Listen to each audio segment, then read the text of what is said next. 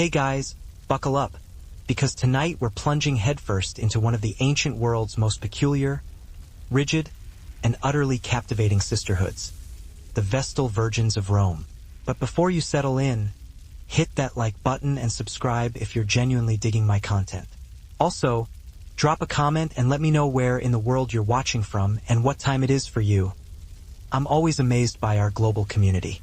Now, lower the lights, maybe kick on a fan for that gentle background white noise, and let's ease into this historical deep dive. Before we even begin to unpack the vows, the punishments, and the frankly appalling lack of employee benefits, we need to truly understand what the Vestal Virgins were. In ancient Rome, a place where folks routinely addressed their problems by sacrificing goats, interpreting bird flights, or, stabbing Caesar, the Vestals were essentially the city's emotional support priestesses. If they were serene, Rome was serene. If they screwed up, immediate panic ensued, as if Jupiter himself had lodged a formal complaint. This wasn't just your average religious order.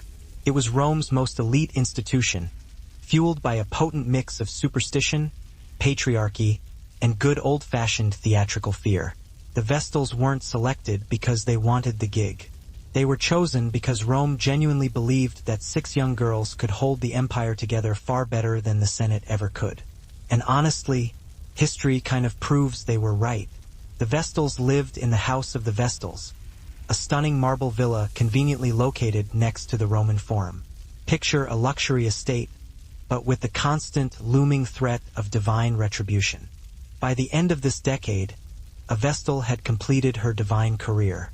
She had been student, servant, spiritual worker, and now teacher, a full circle forged in fire, discipline, and 30 years of absolutely no romantic scandals. For all the pressure, fear, and flame-tending terror, the Vestal Virgins enjoyed privileges that made the rest of Rome's women look like background characters in their own lives. Rome loved to say it honored the Vestals, and for once, the empire wasn't exaggerating. These priestesses lived better than most senators and considerably better than the average Roman man, who struggled daily with public baths, bad wine, and toga malfunctions. The power of the Vestals began the moment they stepped into the public eye. They moved through the streets with a dignity that even the highest magistrates respected. Ordinary women had to be accompanied by fathers, husbands, or whichever male relative hadn't wandered off yet. Vestals, they walked independently. In a society where women were legally closer to household furniture than citizens, the Vestals were practically superheroes. They were granted front-row seats at games, an honor usually reserved for Rome's elite men. When a Vestal took her seat at the Colosseum or circus, crowds automatically quieted just a bit because if a Vestal was present, the gods were watching too. The symbolism was powerful, and Rome adored symbolism almost as much as it adored public entertainment. Their influence wasn't just ceremonial. Vestals could pardon prisoners. If a condemned man on his way to execution happened to touch a Vestal, even accidentally, even if he tripped, he was instantly granted his freedom. Imagine having the power to save a life simply by existing in the wrong place at the right time. That's the kind of divine authority politicians could only dream of. They also enjoyed financial freedom. Vestals could own property, write wills, and manage their own wealth. For peasants, archery meant food and protection. A skilled archer could bring home rabbits, birds, or even small deer, giving their family a priceless edge during harsh seasons. But archery was also a defense against danger, raiders, wolves, rival lords. The bow was affordable and, more importantly, it could be learned without noble lineage. This accessibility made it deeply woven into rural culture. On Sundays or feast days, villagers gathered in open fields to test their aim, wagering drinks, bread, or bragging rights. These competitions were lively, filled with laughter, teasing, and the thwack of arrows hitting wooden targets.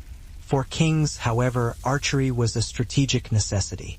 English monarchs famously required all able-bodied men to practice on weekends and holidays. Laws were passed forbidding frivolous games like dice or football, commanding men to shoot instead. Monarchs knew that an army of trained archers, even poor ones, could decide battles. And they were right. At Crécy, Poitiers, and Agincourt, ordinary archers humbled armored knights and reshaped medieval warfare. The longbow was brutal to master. It required immense strength, with some bows pulling over 100 pounds.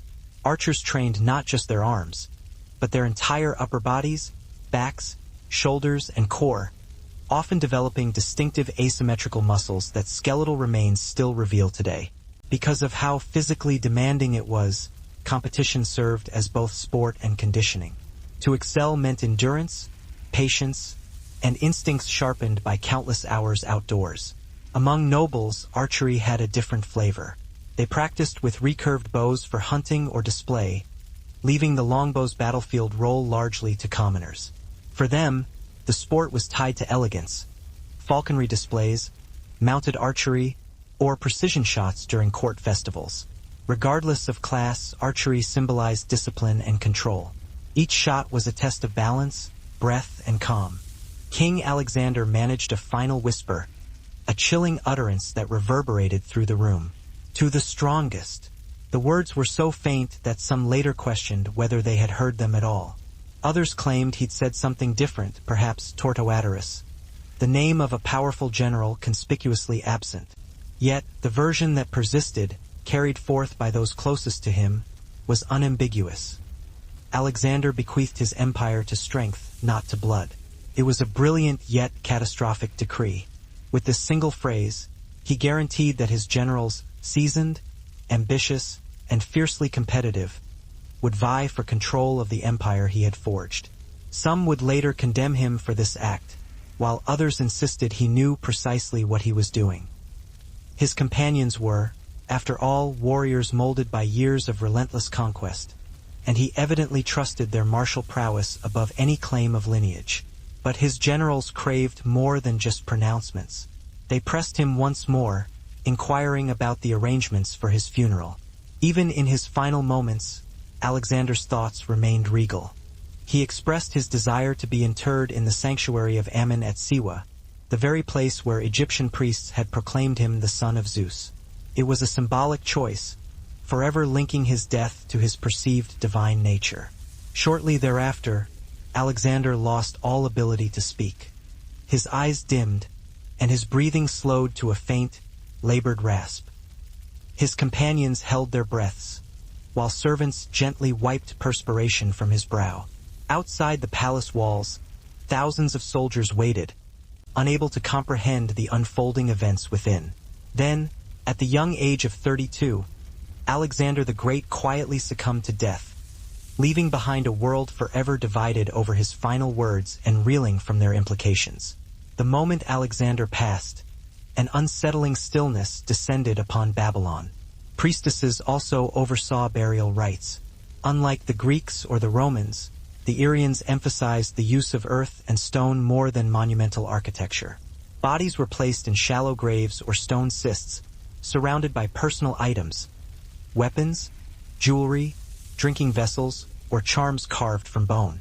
The priestess performed purification rituals involving water and smoke, guiding the soul safely to the realm of the ancestors.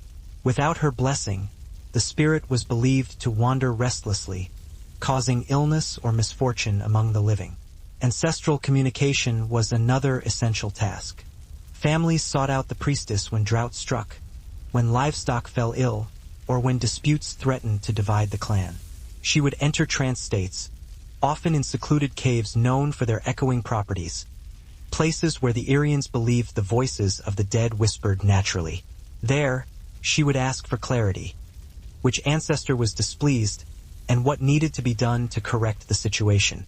Sometimes the answer involved simple offerings of bread or milk, while other times the solution was more complex, requiring the ending of a feud, the repairing of a dishonored oath, or the restoration of land unjustly taken.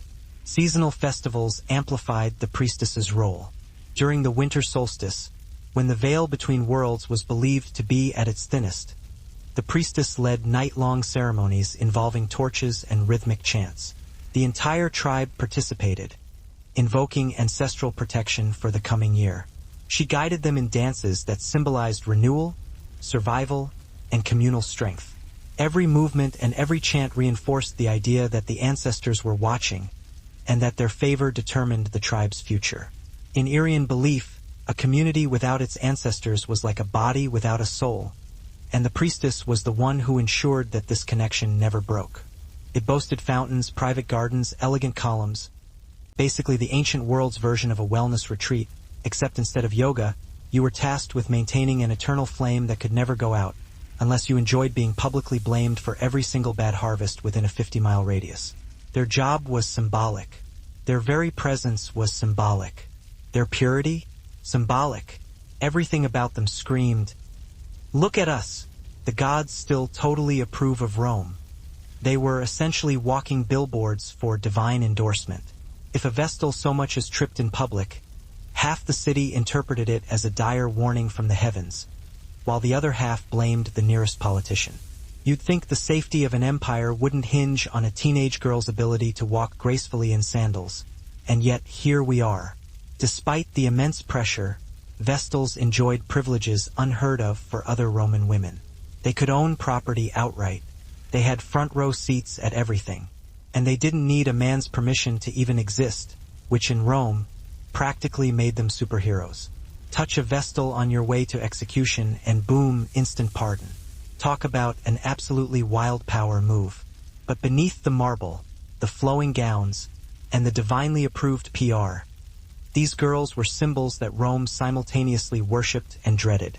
They were celebrated when things were going smoothly and instantly blamed when everything went sideways. Basically, they were the ancient world's customer service representatives. So before we delve into their rules, their duties, and their inevitable catastrophes, remember this: the Vestal Virgins weren't just Rome's priestesses.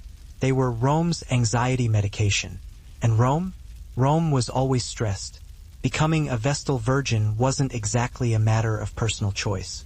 It wasn't a calling, a vocation, or some passionate career aspiration, like becoming a gladiator influencer or a professional grape stomper.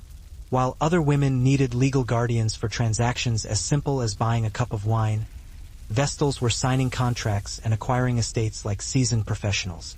Rome treated them like legal adults while treating everyone else like confused toddlers. Even the law bowed to them. A Vestal's testimony in court carried extraordinary weight, not because she was infallible, but because Rome assumed the goddess Vesta herself guided her honesty. No pressure, of course, just the expectation that your every word echoed divine truth. Yet all this power came with an unmistakable edge. The Vestals were honored because they were essential, and they were essential because Rome believed catastrophe lurked behind every corner. A Vestal's privilege was balanced by the knowledge that she was always one misinterpreted expression away from becoming an omen. They were revered, they were feared, and perhaps most importantly, they were watched by the city, by the priests, and supposedly by Vesta herself. If there was one rule Rome cared about more than the sacred flame, it was the Vestal's chastity. The Romans treated this vow with the kind of seriousness normally reserved for declarations of war or calculating the omens of a slightly confused chicken.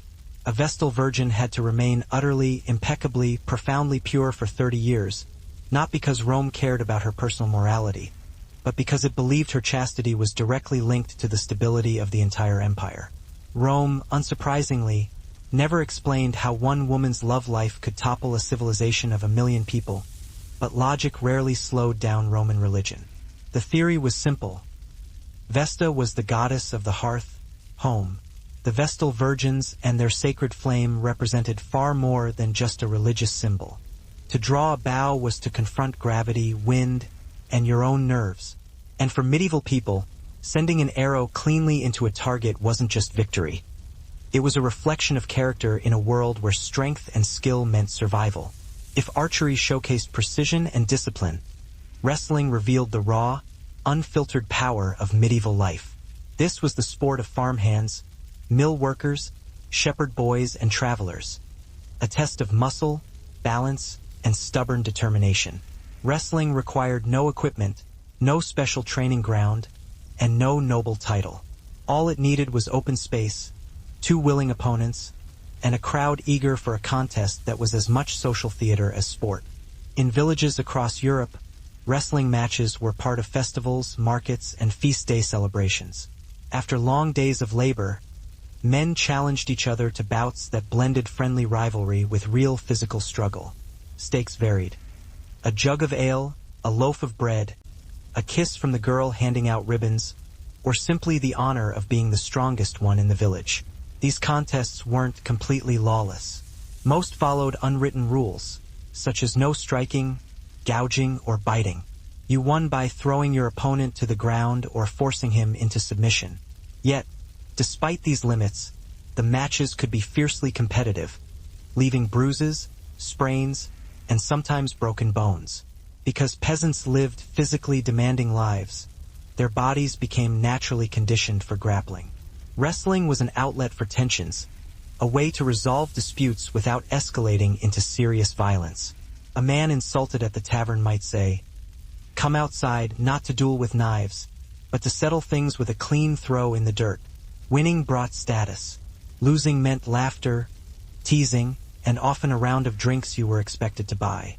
The upper classes had their own styles of wrestling as well, though more structured and ceremonial. No trumpets sounded, no proclamations were issued, only the hushed realization that the heart of a vast empire had ceased to beat. His companions stood transfixed, gazing at the lifeless form of the man who had led them across continents. But this silence was fleeting. Outside the palace, tens of thousands of soldiers clamored for answers. Inside, the most powerful men in the world turned to face each other, a single, unspoken question hanging in the air. What now? The problem was monumental. Alexander had ruled not merely a kingdom, but a patchwork of newly conquered territories held together solely by his personal charisma and authority. There was no established system of succession, no bureaucratic infrastructure capable of self-governance. His generals were masters of warfare, but they had never been tasked with governing an empire of such scale. They had always relied on Alexander's judgment, Alexander's vision, and Alexander's unwavering drive. Now they faced the daunting challenge of filling the void he left behind. Almost immediately, two factions emerged. Perdiccas and his supporters argued that power should rightfully belong to Roxana's unborn child, assuming it was male, with themselves serving as guardians until the child reached maturity. This arrangement would grant Perdiccas immense influence. Opposing them were the infantry, led unofficially by Meleager, who advocated for Alexander's half-brother, Aridaeus, to be crowned king. Aridaeus was mentally unfit to rule, but that was precisely the appeal. He could be easily manipulated. The debate quickly devolved into shouting, threats, and bitter accusations.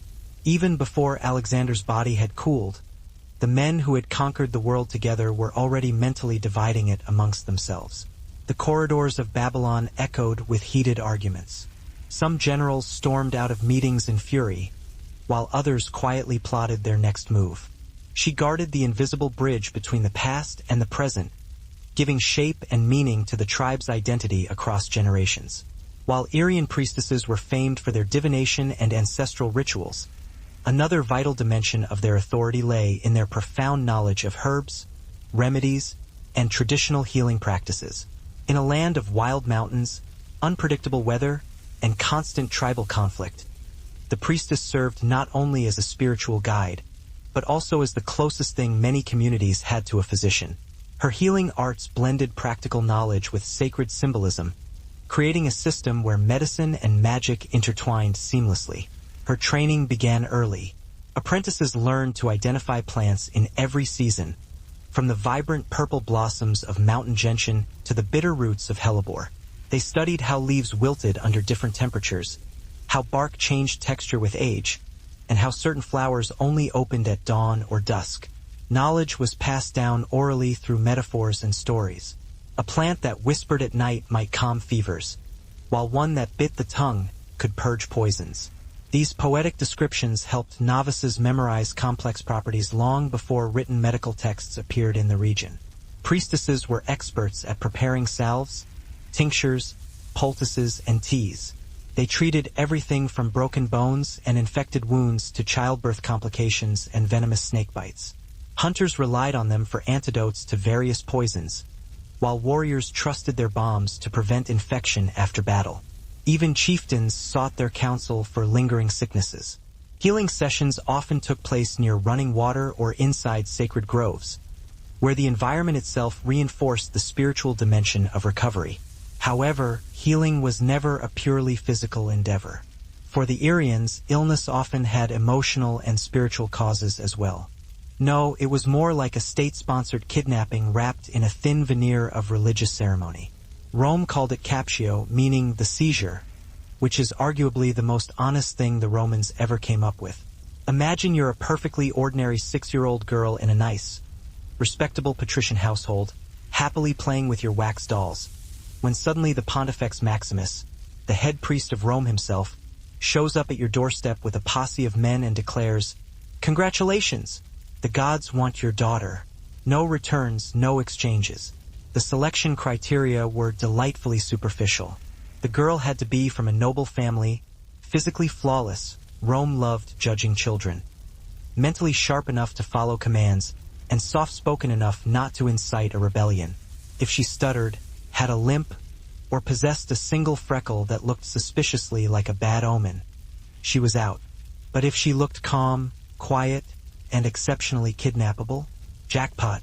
When a girl was chosen, her father didn't get to negotiate, haggle, or even feign ignorance and claim the child got lost behind the market stalls.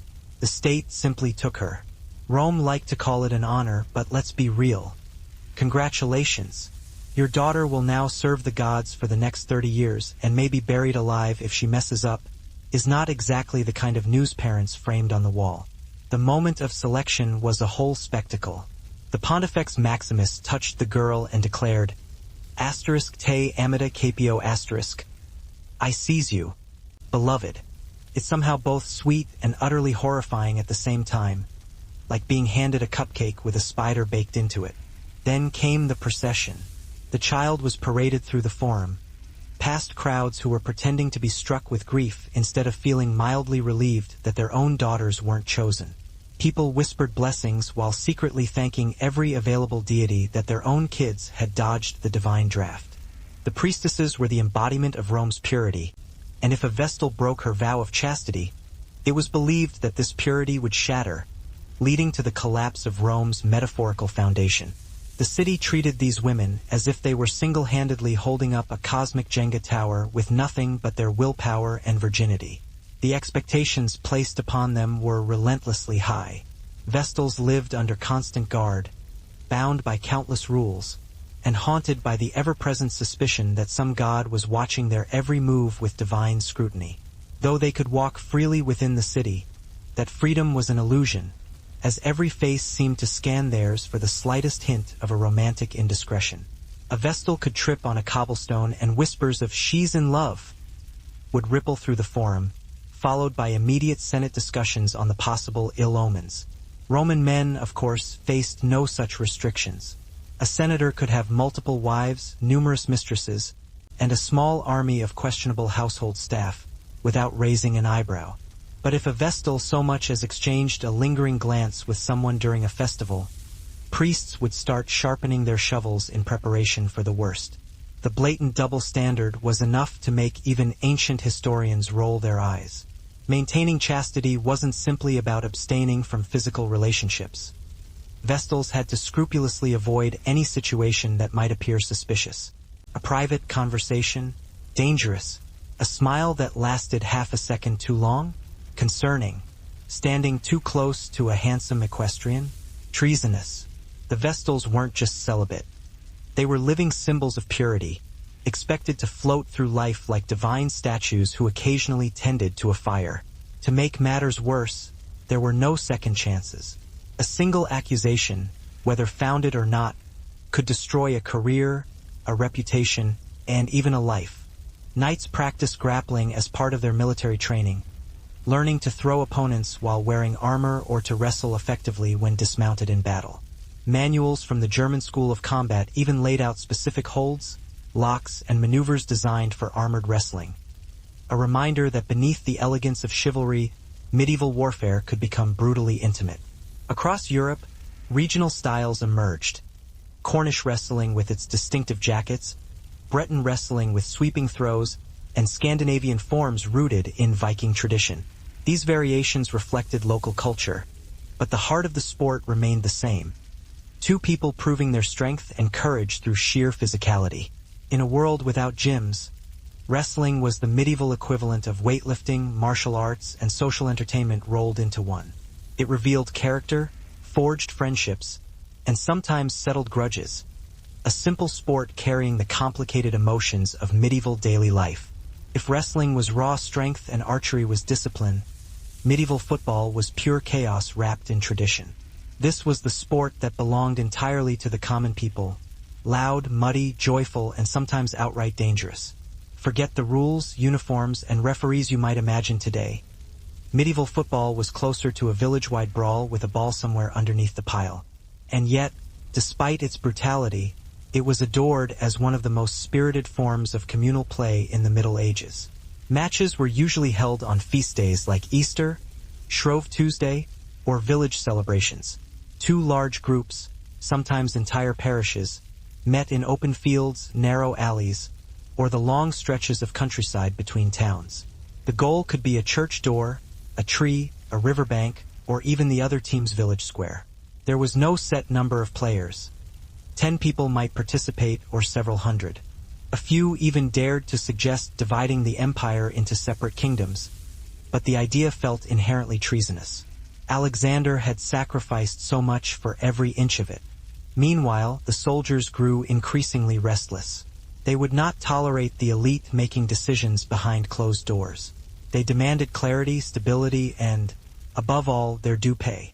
Most importantly, they sought reassurance that the empire they had built with their blood would not collapse into a devastating civil war. For days, negotiations teetered on the brink of violence. No single solution could satisfy everyone. But one thing was becoming increasingly clear. Without Alexander's guiding hand, unity was slipping through their fingers. The empire that had once stretched like a golden thread from Greece to India was beginning to fray at the edges.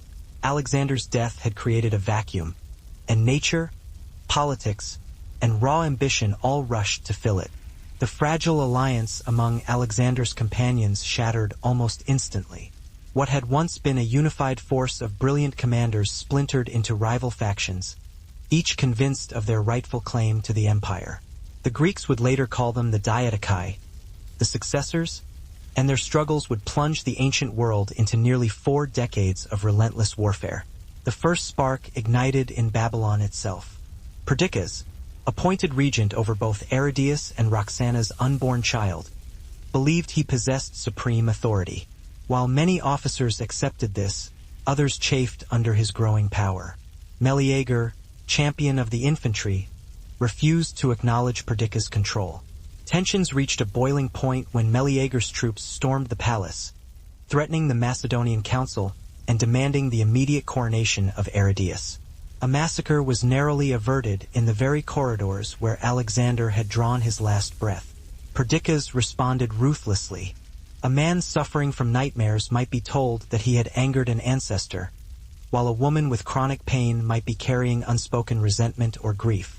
The priestess listened carefully, offering not only herbs, but also symbolic rituals, such as burning juniper to cleanse a home, tying protective knots in wool threads, or burying a small offering at the foot of an old oak. These acts were intended to restore balance, a key principle in Aryan belief. Some rites were particularly dramatic. During serious illnesses, the priestess would perform night healings, lighting a fire and chanting until the flames burned steadily and brightly. She placed specific herbs into the fire, interpreting the crackling sounds as signs of progress. Family members watched anxiously as she circled the sick person with smoke, whispering prayers to mountain spirits for strength. When recovery followed, gratitude often transformed into lifelong loyalty. Because of their healing wisdom, priestesses enjoyed immense respect, earning the trust of mothers, warriors, elders, and children alike. Their remedies traveled across valleys, influencing neighboring tribes. In an age where survival depended on harmony with nature, the priestess stood at the crucial intersection of knowledge and belief, a healer whose touch combined both scientific intuition and spiritual reassurance. In Aryan society, politics and spirituality were inextricably linked. Chieftains could command warriors, negotiate alliances, and enforce tribal laws, But the priestesses commanded something far deeper: legitimacy. Their insights and interpretations shaped decisions that determined the very fate of clans. When tensions rose, when omens darkened, or when blades flashed between rival tribes, leaders invariably turned to the priestesses for clarity. She was the voice that translated the will of the gods and the ancestors into practical human action. Before any war, her role was absolutely essential. The girl entered the temple of Vesta, where a ritual haircut awaited. Her hair, symbolizing her previous life, was chopped off and buried, probably right next to the remains of her social freedom. From that moment on, she was no longer a normal child. She belonged to the gods, the state, and a ridiculously long list of terrifying expectations. Rome called this the greatest honor. The children probably called it something else, quietly in their heads, because speaking out was definitely not allowed. Once a girl was officially seized into service, the next stage was simple. She left her family forever. No weekend visits, no holiday gatherings, no "Mom, can you pick me up?" texts. The Vestals were Rome's most sacred employees, and Rome believed that sacred employees worked best when completely isolated from any kind of support system. The moment a girl crossed the threshold of the Temple of Vesta, her old identity evaporated faster than a senator's moral integrity. She was now a daughter of the state, which sounds noble until you remember that Rome's parenting style involved a lot of yelling, superstition, and public punishment. The ceremony itself was utterly dramatic. She walked alongside the Pontifex Maximus, surrounded by priests, musicians, and enough incense to fumigate half the forum. Crowds gathered not necessarily because they cared, but because ancient Rome treated every public event like a spectator sport. Oh, look, little Julia got chosen. Good for her.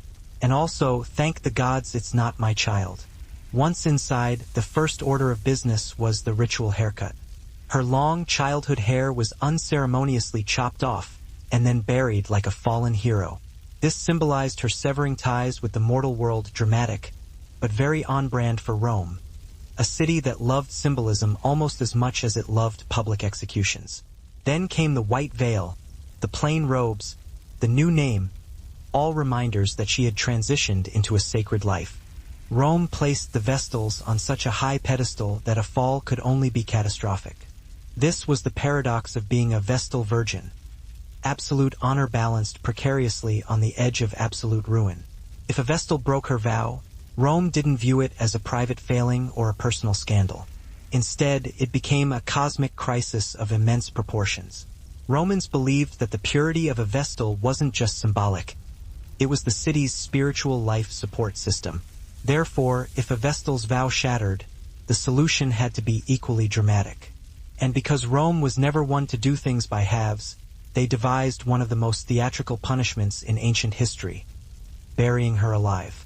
Yes, alive. Because, apparently, the Romans took the phrase overreaction as a divine mandate. But there was a twist. Rome prided itself on being civilized, which meant they couldn't legally execute a Vestal. She was, after all, a sacred woman belonging to the goddess Vesta. So, they created a loophole so large and morally dubious that even a Roman lawyer would question its ethics. They placed the Vestal in an underground chamber, furnished with a bed, a lamp, water, and a small amount of food, and then sealed her inside. Technically, they weren't killing her. They were simply placing her somewhere she would eventually die on her own.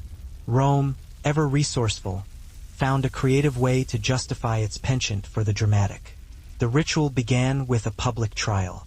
The accused Vestal stood before the Pontifex Maximus, usually trembling beneath layers of symbolic purity and sheer terror. The priests asked her a series of questions, not so much to seek the truth, but to check a box on the ritual checklist. After all, once Rome caught a whiff of scandal, facts became optional. The accused Vestal could proclaim her innocence until she was blue in the face, but Rome, caught in a superstitious frenzy, rarely cared. The field had no boundaries, meaning the game could spill into rivers, barns, or the occasional unfortunate market stall. The only real rule was simple: get the ball to your side's goal by any means that didn't kill someone. And even that last condition was sometimes taken as more of a suggestion. Tackling, pushing, shoulder checking, and grappling were all allowed. No one blinked at losing a shoe, tearing a tunic, or being shoved face first into a puddle of manure during the match. Injuries were common. Broken noses, sprained ankles, fractured ribs, but so was laughter, cheering, and the kind of collective excitement that made the entire village feel alive. The ball itself could be anything from an inflated animal bladder to a leather-wrapped bundle of cloth. Some villages soaked the ball in water to make it heavier and harder to control. Others added ribbons or charms to bring their team luck. Despite the madness, football played an important social role. It bonded neighbors, released tensions, and strengthened community identity. A victory meant pride. A loss meant exaggerated complaints, jokes, and promises to win next year. Not everyone loved the sport, though. Medieval kings repeatedly tried. Medieval society largely frowned upon the raw, often violent spectacle of outlaw football, deeming it a disruptive force that pulled people away from more disciplined pursuits like archery. Yet, these edicts were largely ineffective, as the common folk held a deep affection for the sport. Football was theirs, a cherished tradition beyond the crown's control. For peasants, who spent their lives laboring tirelessly under the watchful eyes of lords and the relentless turning of the seasons, medieval football provided an invaluable outlet. 90 minutes of unbridled freedom, the rough camaraderie of the muddy pitch, and a rare chance to feel powerful in a world where they possessed little agency. After carefully regaining control of the situation, he had Meleager arrested and executed, a clear and unmistakable message to anyone who dared to challenge him. But even this decisive act couldn't halt the growing fractures. Trust had vanished, and suspicion now tainted every conversation. The generals, who had once ridden together towards the unknown, now circled each other like wary wolves. In the partition of Babylon, the empire was carved into vast territories. Ptolemy received Egypt, a region both rich and strategically isolated, which he immediately began to fortify. Seleucus gained command of the companion cavalry, a powerful military force. Antigonus took Phrygia and the lands of Asia Minor, while Lysimachus secured Thrace. Each man accepted his new domain with a polite smile, but behind those smiles burned an ambition as fierce as a raging fire. Alexander had conquered the world in the name of unity. His successors prepared to tear it apart. Perdiccas, determined to maintain central authority, soon found himself clashing with these rising powers. Ptolemy was the first to openly defy him, seizing Alexander's funeral procession and diverting the king's body to Egypt, a symbolic act intended to legitimize his rule. Perdiccas was enraged, a fury that would ultimately lead to his downfall. But the wars of the Diadochi were not solely political, they were deeply personal. These men had shared tents, battlefields, and countless dangers for over a decade. They knew each other's strengths and weaknesses intimately. Their rivalries stemmed from old grudges, long-held jealousies, and conflicting visions of Alexander's legacy. Every battle they waged was fueled not only by ambition, but by the burning desire to be seen as the true heir to the legend, to be recognized as the rightful continuation of Alexander's greatness. The age of conquest was over. The age of the successors had begun. Even in death, Alexander the Great refused to rest quietly. Warriors would not march until the priestess had performed a pre-battle omen reading. This ritual typically took place in sacred groves or at mountaintop shrines where the wind traveled freely. She listened to the rustling leaves, observed the flight paths of birds, or cast marked bones onto animal skins. If the signs were favorable, she blessed the weapons, dipping the blades in consecrated water or brushing them with branches of juniper for protection. But if the omens warned of disaster, even the fiercest war leader would hesitate to march, knowing that to go against the priestess's counsel was to risk incurring divine wrath. Her influence extended far beyond the battlefield.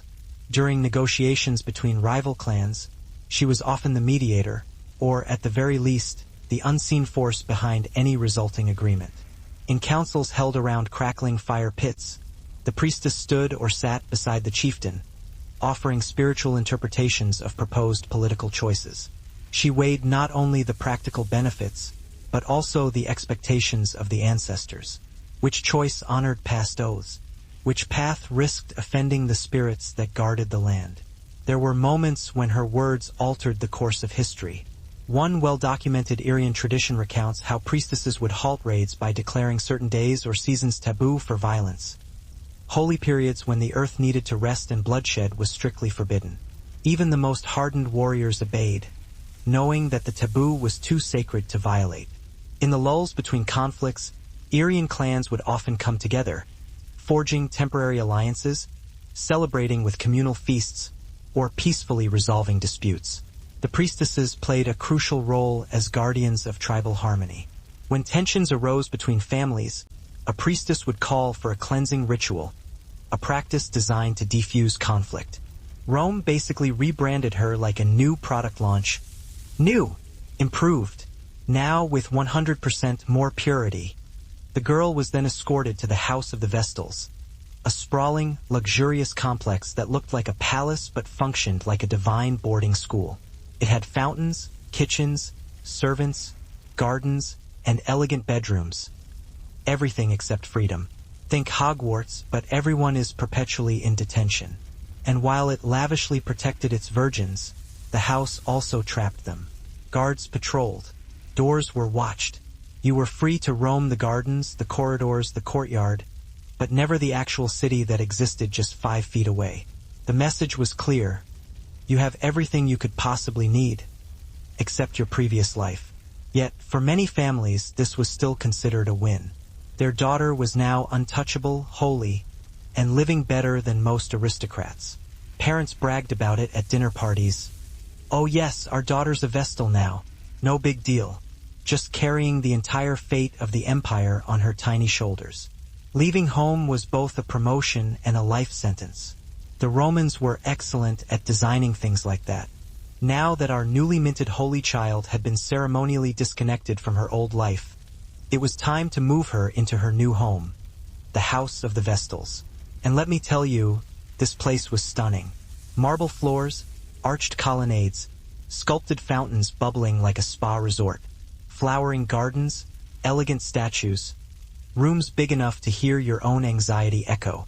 On paper, it was paradise. In reality, it was a 5-star, gilded cage run by priests who honestly believed that smiling too much could offend a goddess. Located right next to the Roman Forum, the house was perfectly positioned for maximum symbolism. The Vestals watched the heart of Rome, and Rome watched them back constantly. Imagine living in a penthouse in Times Square, except your lease agreement stipulates, stay here or face divine punishment.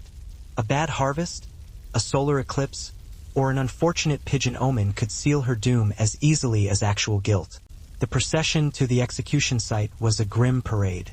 The Vestal was placed in a closed litter, so no one could see her, and no one could risk accidentally touching her. Heaven forbid a doomed priestess inadvertently pardon a criminal on her way to her grave. The people watched in silence because nothing encourages societal conformity quite like watching its spiritual icons punished with geological enthusiasm. Meanwhile, the man involved, assuming he existed, was whipped to death in the Forum, a sentence Rome carried out with disturbingly casual efficiency. In the end, the burial alive ritual revealed everything about Rome's relationship with the Vestals. They were essential, revered, and terrifyingly disposable the moment superstition turned against them. If you think modern politics thrives on scandal, ancient Rome would like to raise you one Vestal Virgin. Nothing electrified the city quite like whispers that a Vestal had broken her vow. It didn't matter whether it was true, partly true, or invented by a senator having a slow news week. The mere hint of impropriety sent Rome spiraling into moral panic faster than you can say auspicious omens. The Vestals, unfortunately, occupied the most politically weaponizable position imaginable. They stood at the intersection of religion, superstition, and public paranoia, a perfect storm for accusations. A Vestal didn't need to do anything wrong. She just needed to look slightly stressed during a ritual or sneeze at the wrong moment, and half the Senate would interpret it as divine displeasure. The other half would use it as an opportunity to ruin someone's career. Politicians loved Vestal scandals. They were the Swiss Army knife of political tools, useful for distracting the public, eliminating rivals, or convincing everyone that Jupiter hated your opponents more than he hated you. While the lower classes engaged in their spirited, chaotic matches, nobles favored sports that resembled carefully staged displays of grace, refinement, and authority. Hawking and hunting stood as the glittering jewels of aristocratic recreation, artfully combining athletic prowess with elaborate pageantry and profound symbolism. These pursuits transcended mere sport. They were potent declarations of status. To ride through the forest, a falcon perched elegantly on one's gloved hand or with a pack of hounds eagerly leading the way, immediately announced one's elevated rank, even before a word was spoken. Hawking, or falconry, held a particularly esteemed position. Training a bird of prey demanded patience, unwavering discipline, and a surprising degree of gentle care. A nobleman might dedicate months to cultivating a bond of trust with a kestrel, peregrine falcon, or goshawk. The bird had to be hand-fed, carefully hooded to maintain its composure, and rewarded with precise timing. When the training culminated in a hunt, the falcon's flight was a breathtaking display of natural artistry. A sudden eruption of wings, a swift streak across the sky, followed by a precise and lethal strike on its quarry. The noble who held the bird shared in its reflected glory, basking in the aura of subtlety, intelligence, and cultivated elegance that the sport embodied. Hunting, by contrast, presented a far more physical and theatrical spectacle. Mounted hunts involved swift, powerful horses, the resounding calls of horns echoing through the forest, and well-trained hounds bounding with boundless energy over roots and streams. The target, typically deer, wild boar, or fox, was driven into the open by beaters or dogs, affording the noble riders an opportunity to showcase their courage, speed, and mastery of their steeds. The chase itself was arguably as thrilling as the kill. His body became the most contested object in the ancient world, a prize that carried immense political legitimacy, divine symbolism, and the right to claim his mantle. Many believed that whoever possessed Alexander's corpse could claim to be his true successor, and so even his funeral became a battlefield. Alexander had requested to be buried at the sanctuary of Ammon in Siwa, a sacred site in the Egyptian desert where priests had once hailed him as the son of Zeus. But his generals had other plans. Perdiccas, determined to maintain control over the entire empire, ordered the construction of an extravagant funerary carriage to transport Alexander back to Macedon. This massive golden vehicle, shaped like a temple and pulled by 64 mules, was intended to be a rolling monument to the king's greatness and a symbol of Perdiccas' intention to safeguard his legacy. However, Ptolemy had been watching these developments with calculating eyes. As governor of Egypt, he understood the power inherent in possessing Alexander's body. Egypt, with its ancient traditions of kingship, could transform him from a mere general into the heir of a pharaoh-like ruler. When the funeral procession departed Babylon, Ptolemy acted swiftly. His forces intercepted the carriage near Syria and redirected the body to Egypt. It was a masterstroke, bloodless, symbolic, and utterly devastating to Perdiccas. When news reached Babylon, Perdiccas erupted in fury.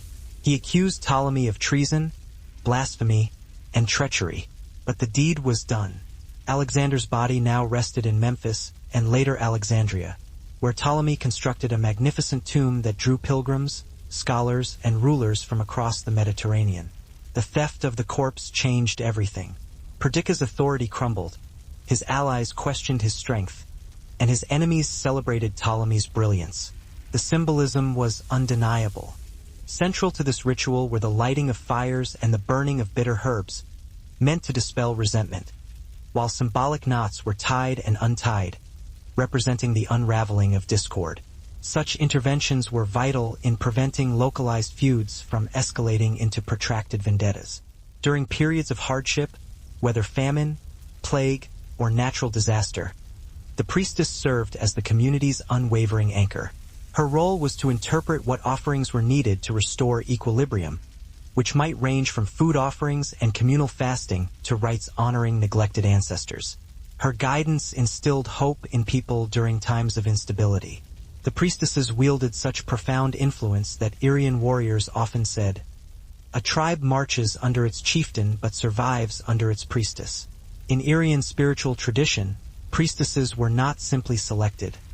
They underwent a transformative process. To become a priestess required enduring a series of powerful initiation rituals that reshaped their identity, honed their intuition, and connected them deeply to the spirit world.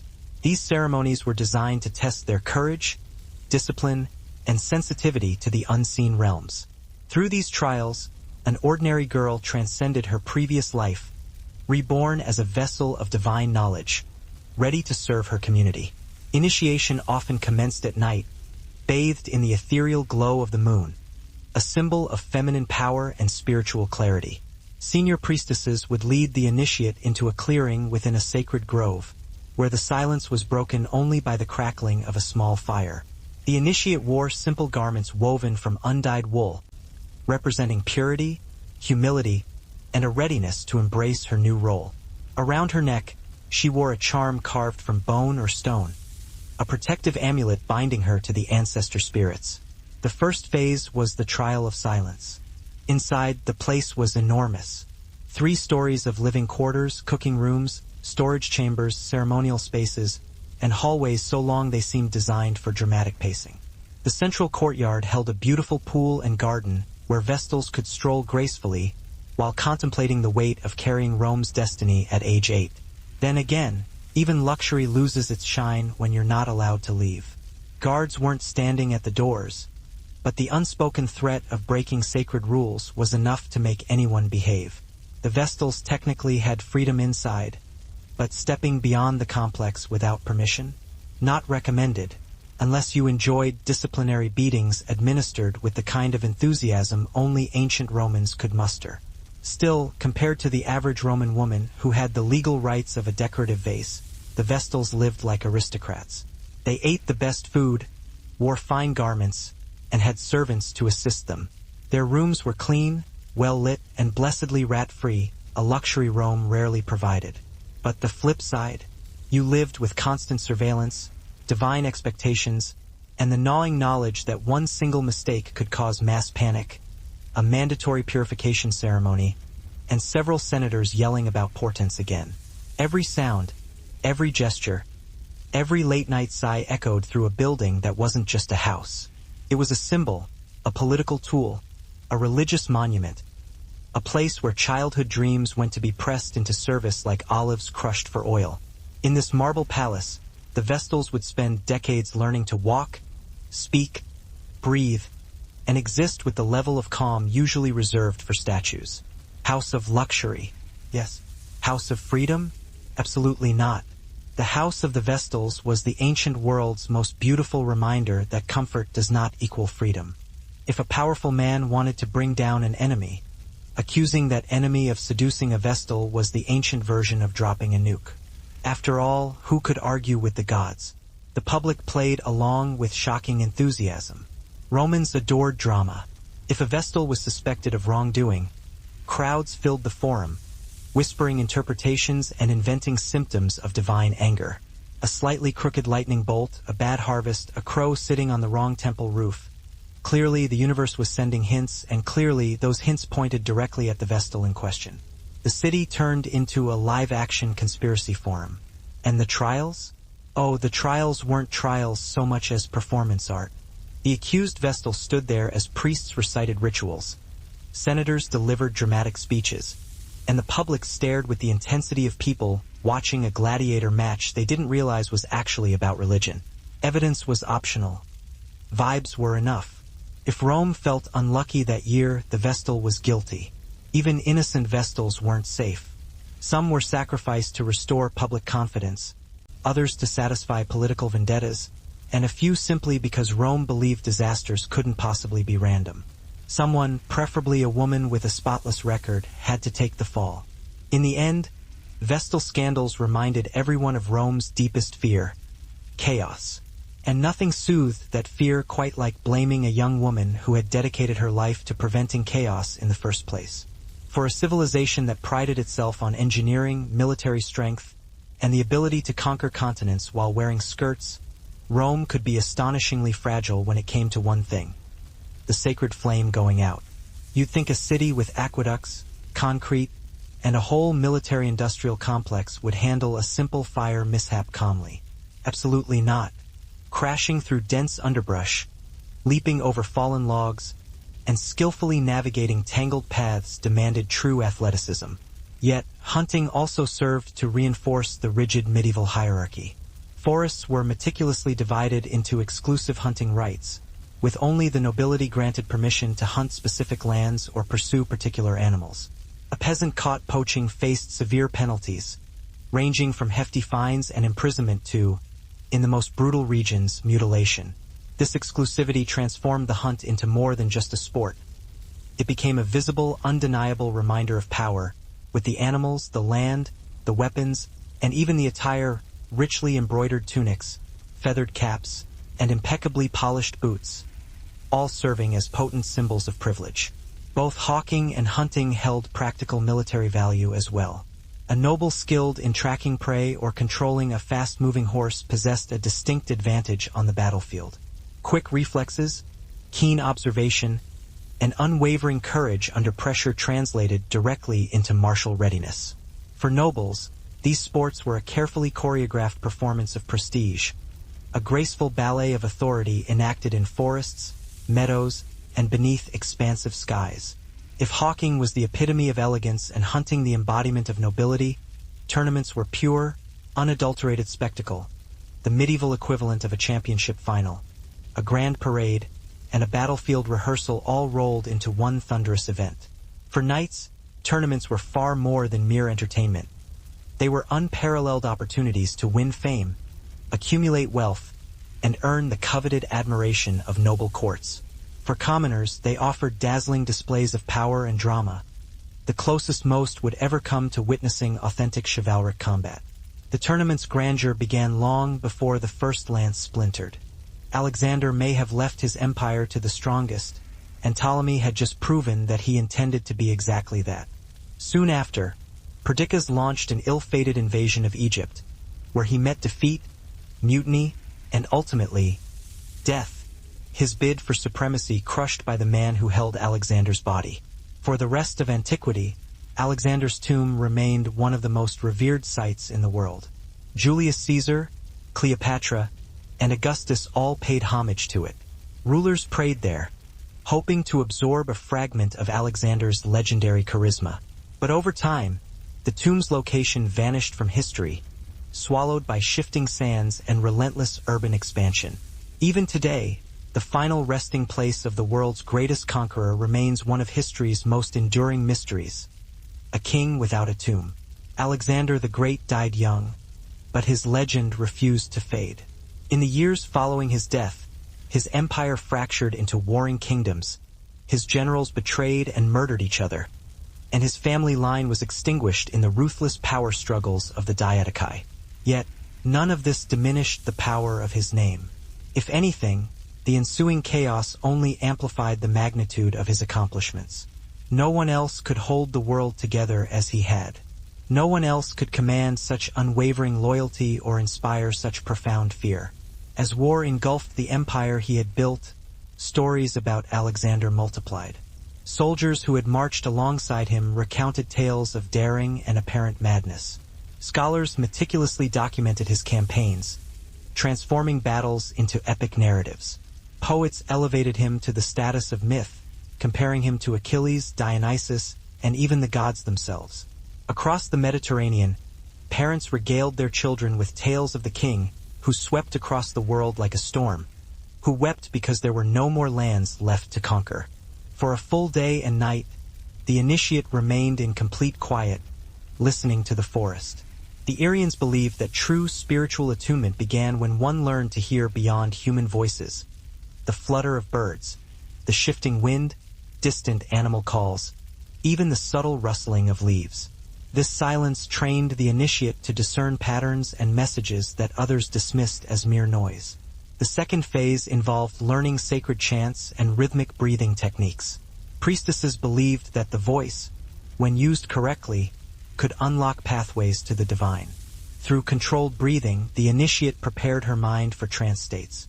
Chants were passed down from elder to novice, like torches, ancient, unbroken, and carried with the utmost reverence. The final and most formidable phase was the descent into trance. Under close supervision, the initiate sat before a sacred flame, inhaling the aromatic smoke of juniper, thyme, and mugwort, herbs known to induce clarity and heightened perception. As the heat enveloped her and the chants intensified, the initiate entered a trance, meant to reveal her spiritual potential. Some described visions of ancestors or luminous figures, while others felt themselves drifting through forests or soaring over mountains. These visions were interpreted by senior priestesses, who determined whether the initiate possessed the spiritual depth required for priestly duties. If she succeeded, she received ceremonial markings, often a spiral or wave-like symbol, painted on her arms or forehead using ash and herbal paste. These marks signified her rebirth, her connection to the sacred, and her readiness to serve. Initiation was not just a rite of passage, but a profound metamorphosis, forging women capable of guiding clans through hardship, interpreting the unseen, and carrying the spiritual legacy of the Irians into every generation. Once a young Vestal settled into her marble-scented prison of luxury, it was time for her main duty. The task Rome took more seriously than elections, omens, or the structural integrity of their bridges, keeping the eternal flame burning. This wasn't just any flame. It wasn't a decorative torch or a cozy hearth fire. This was Vesta's sacred fire, the spiritual Wi-Fi connection of ancient Rome. If it stayed lit, Rome prospered. If it went out, Rome believed chaos would erupt instantly. Crops failing, armies losing, politicians making even worse decisions than usual. Basically, all the things Rome blamed on the gods when they didn't want to blame themselves. For the Vestals, this meant one simple rule. Asterisk, do not let the fire die. Ever. Asterisk, they tended it day and night in shifts, like tiny, divine firefighters who were also expected to be spotless, silent, and serene. Imagine the pressure. You're 8 years old. Your sandals are too big. You're homesick. And you're responsible for preventing the fall of the Roman Empire, while your average adult Roman man couldn't even prevent the fall of his own toga. To maintain the flame, Vestals collected firewood, cleaned the hearth, and performed ritual offerings each day. They used sacred tools, sacred procedures, and probably sacred patience, considering they weren't allowed to roll their eyes even once. The whole process had to be done with reverence and grace. No rushing, no complaining, and definitely no accidentally puffing out the flame. And if the flame did go out, that was a catastrophe of divine proportions. The Vestal responsible would be whipped gently, for religious reasons, according to the priests, though we all know Rome and gentle rarely occupied the same sentence. The city would perform emergency purification rituals, sacrificing animals, chanting prayers, and loudly wondering which god they'd offended this time. But here's the twist. The fire going out wasn't always the Vestal's fault. The moment the eternal flame flickered into darkness, Rome reacted as if someone had unplugged the god's life support machine. When the flame went out, and yes, it did happen more often than the priests wanted to admit, the city plunged into instant spiritual crisis mode. People in the forum gasped dramatically, priests scrambled like chickens fleeing a thunderstorm, and senators immediately blamed foreign influence, political rivals, or the ominous shape of last night's clouds. Because in Rome, everything had meaning, even accidents. The Vestal responsible usually froze in horror because she knew exactly what was coming next. A sudden, very public reminder that Romans did not believe in mistakes. Everyone had a theory about why the flame failed. Some blamed divine anger, others blamed poor ritual execution. Some blamed the girl's posture, breathing, or aura. No one blamed the fact that maintaining a fire in an open-air temple during a windy Mediterranean night is, frankly, kind of difficult. The penalty for letting the flame die was a beating, not a severe one, according to Roman priests. But Roman priests were not known for their gentle approach to discipline. This punishment was carried out in a darkened place, supposedly to preserve the Vestal's dignity. Of course, being whipped in a small, dark room was hardly dignified, but at least Rome liked to pretend. Meanwhile, the rest of the city performed massive purification rituals to reboot the spiritual system. Animals were sacrificed, prayers were chanted, and incense burned until half the forum smelled like a divine barbecue. A new fire was lit using the purest means available, often sunlight focused through a magnifying glass-like device. Apparently, the gods preferred solar energy. The whole ordeal was not just a religious emergency. It was a political performance. Rome needed to show the gods and itself that it was still in control. Weeks of meticulous preparation transformed ordinary fields into vibrant arenas adorned with brightly colored banners, elaborate family heraldry, and rows of colorful tents. Merchants arrived early, eager to sell roasted meats, sweet pastries, ribbons in house colors, and roughly made souvenirs. Minstrels meticulously tuned their instruments as jugglers and acrobats warmed up, preparing to entertain the steadily growing crowd. Nobles arrived in elaborate processions, resplendent in embroidered garments and shimmering silk cloaks that caught the sunlight. The very air crackled with anticipation. At the heart of the spectacle stood the knights themselves, clad in gleaming armor, radiating discipline, and burning with a desire to prove their mettle. Jousting served as the most iconic competition.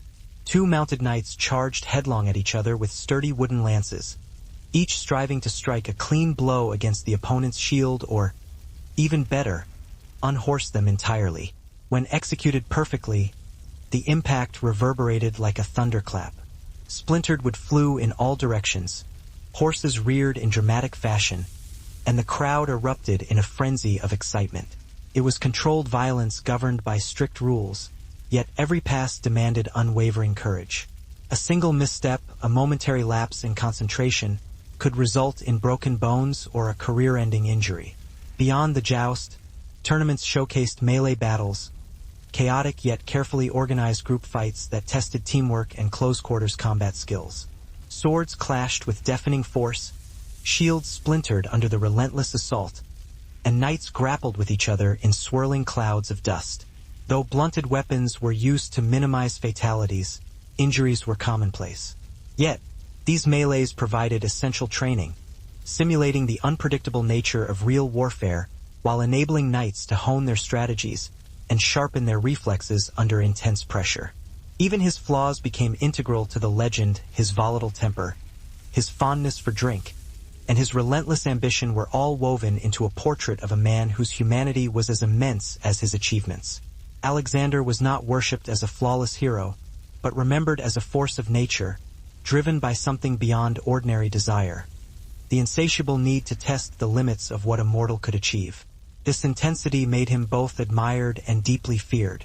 Meanwhile, the kingdoms of his successors evolved into powerful states: Ptolemaic Egypt, the Seleucid Empire, Macedon, and others. They built magnificent cities, vast libraries, imposing temples, and extensive trade networks that shaped the ancient world for centuries to come. Yet, each of them, whether openly or subtly, claimed to be the true inheritor of Alexander's legacy. His generals fought not only for his empire, but also for his memory, as if ruling in his shadow granted them legitimacy. Over time, Alexander became a universal symbol. Roman generals studied his tactics, medieval Europeans hailed him as the perfect king, Islamic scholars admired his insatiable curiosity and unwavering endurance, and Asian traditions preserved versions of his story that transformed him into a wandering philosopher hero. Everywhere his name traveled, it adapted and transformed, becoming something new while still retaining its essential core: the idea of boundless ambition. And that, perhaps, is his greatest legacy. Alexander's empire may not have survived him, but his example certainly did. The enduring belief that one person, through sheer daring and unwavering vision, could shape the world. He died in Babylon at the age of 32, but his legend lives on in every tale of conquest, every map of ancient glory, and every dream of achieving the seemingly impossible. In the rugged valleys and forested mountains of ancient Uria, spirituality was not confined to walled temples or marble sanctuaries. Across the Irian homeland, certain landscapes were believed to pulse with spiritual power, places where the earth felt alive, where the veil between the mortal world and the divine thinned, allowing messages to pass through. These were the sacred groves, caves, springs, and mountaintops, guarded by priestesses, protected by strict laws, and feared by those who understood the consequences of trespassing. These spaces were the heart of Irian ritual and identity. The most revered among these were the sacred groves, not cultivated gardens, but wild clusters of ancient trees, typically oaks, beeches, or pines, whose vast roots twisted through the earth like veins of power. No woodcutter dared to enter, no hunter pursued game within their boundaries. Even war bands would pause their marches when passing near these groves, lowering their weapons in respect. The Irians believed that spirits dwelled in the rustling leaves, ancestral, elemental, or divine, and that disturbing the grove would anger them. Priestesses ensured these spaces remained untouched, conducting purification rituals whenever outsiders came too close. Another important sacred space was the cave. Irian priestesses often ventured into deep caverns to perform rites, especially when seeking visions or communicating with ancestors. Caves echoed with eerie clarity, amplifying whispered chants into haunting, layered harmonies. The Irians believed this was not mere acoustics, but the voices of spirits responding. Within these caverns, priestesses lit small fires or torches, watching the shadows flicker along the walls. The movement of those shadows, like smoke or wind, became part of their divination practices. Flowing water also held great spiritual significance. Springs and mountain streams were believed to be gateways to healing spirits. Many rituals involving illness or purification took place beside these waters. Sometimes storms blew through. Sometimes the wind caught the smoke wrong. Sometimes the gods were just feeling dramatic. But Rome never blamed the gods. Oh no, Rome blamed the teenage girl with a broom and a job description longer than most senators' resumes. Still, despite the impossible stakes, the Vestals kept that flame alive for over 1,000 years, through wars, plagues, coups, and whatever weirdness Caligula was up to that day. The flame endured because 6 terrified priestesses were very, very motivated not to disappoint a goddess with a track record of fiery vengeance.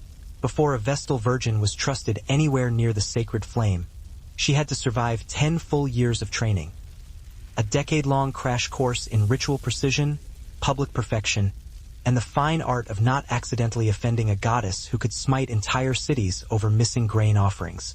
These first 10 years were essentially priestess boot camp, except instead of push-ups and obstacle courses, the girls learned how to fold their robes correctly, memorize hundreds of ritual instructions, and stand perfectly still for long periods without scratching their nose. This might sound easy, but consider Roman religion. Everything had symbolism, everything had meaning, and everything had the potential to go disastrously wrong if you stepped 2 inches to the left. The curriculum included memorizing sacred chants without mispronouncing a single syllable, learning purification rituals that involved water, fire, smoke, grain, or occasionally all of them at once, understanding omens, because no one wants to misinterpret a crow landing on the wrong side of a statue, maintaining the sacred implements like brooms, knives, ladles, and whatever else the gods allegedly needed, and how to keep your face neutral even when a senator starts ranting about comets asterisk. Again star. Oh, and they also had to learn to read and write, a big deal since Roman girls typically didn't get a formal education. A relit flame meant hope, a punished Vestal meant accountability, and a completed ritual meant stability had somehow been restored. But beneath the drama, everyone understood the truth. The Vestals were human, the flame was fickle, and Rome, for all its grandeur, could be undone by something as simple as a gust of wind. After 30 years of serving the gods, tending an anxiety-inducing flame, performing rituals with flawless precision, and living under the perpetual threat of being buried alive, the Vestal Virgins reached a milestone that must have felt like divine salvation: retirement. The moment a Vestal completed her 3-decade service, she was finally free to rejoin the mortal world, a world she hadn't lived in since childhood and was probably half convinced no longer existed. Retirement transformed a Vestal into something rare in Rome, a woman with complete legal independence. She could own property, make contracts, manage finances, buy land, sell land, sue people, and, most shockingly, live without a male guardian overseeing her every move. In a society where even wealthy matrons needed permission to sneeze in the general direction of a marketplace, former Vestals were walking anomalies of freedom. Many Romans sought retired Vestals for marriage, believing their purity and divine connection brought good fortune. After all, what better way to bless your household than marrying someone who had spent 30 years staring into a holy fire while maintaining perfect posture? Wealthy men lined up, hoping to secure a wife who symbolized cosmic approval, stable luck, and a reduced likelihood of household curses. But here's the twist. Most retired Vestals didn't marry. After decades of complete autonomy and spiritual authority, the idea of suddenly reporting to a husband must have sounded about as appealing as returning to the burial chamber they had narrowly avoided. Victory brought immense rewards. A successful knight might win the armor, horse, or even the ransom of a defeated opponent, amassing wealth that could dramatically elevate his social standing. Even more prized was the admiration of the noble spectators, especially the ladies of the court, who bestowed tokens of favor, such as embroidered scarves or delicate flowers, which the knights proudly displayed on their helmets. But tournaments weren't solely for the elite. Commoners adored them, cheering with unbridled enthusiasm, placing wagers on their favorite knights, and retelling every dramatic blow for weeks afterward. For one brilliant afternoon, the normally rigid medieval hierarchy loosened as everyone, peasant and noble alike, shared in the thrill of the spectacle. Tournaments seamlessly combined athleticism, honor, and pageantry, solidifying their place as the grandest celebration of medieval sport and martial prowess. Not every medieval contest was fought with muscle, mud, or weapons. Some battles unfolded quietly across wooden tables, where minds clashed instead of bodies. Board games, ranging from early forms of chess to tables, a predecessor of backgammon, and dice games, were deeply ingrained in medieval recreation. These games served as mental training, facilitated social bonding, and, at times, even provided opportunities for subtle political maneuvering, depending on the players involved. Chess, introduced to Europe through the Islamic world, quickly became a favorite among the nobility. Its ranks of pawns, knights, bishops, and queens mirrored the very structure of feudal society, lending the game a symbolic weight that enhanced its strategic appeal. To excel at chess meant demonstrating intelligence, patience, and foresight, virtues highly admired in courtly life. A nobleman who mastered the board could impress lords and ladies with his wit just as effectively as he might through skilled horsemanship or swordsmanship. It thrived in the open air, in the rustling of ancient oaks, the echoing of waterfalls, and the wind sweeping across limestone cliffs. This was a land where nature itself was considered divine, where the boundary between the human world and the realms of gods and ancestors was thin enough to touch. And at the very heart of this spiritual landscape stood the Irian priestesses. These women were far more than mere ritual attendants. They were the vital intermediaries between clans and the unseen forces that shaped their lives.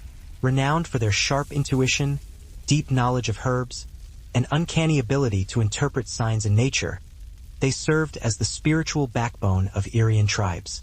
Their presence was sought in times of war, famine, marriage, childbirth, and crucial negotiations. When leaders wavered or warriors doubted, it was the priestesses who consulted omens and whispered guidance. Sacred groves were their sanctuaries, clusters of ancient trees believed to harbor protective spirits. A grove might consist of towering oaks whose roots snaked like serpents through the soil, or of mountain pines that groaned in the wind, sounding like the voices of ancestors.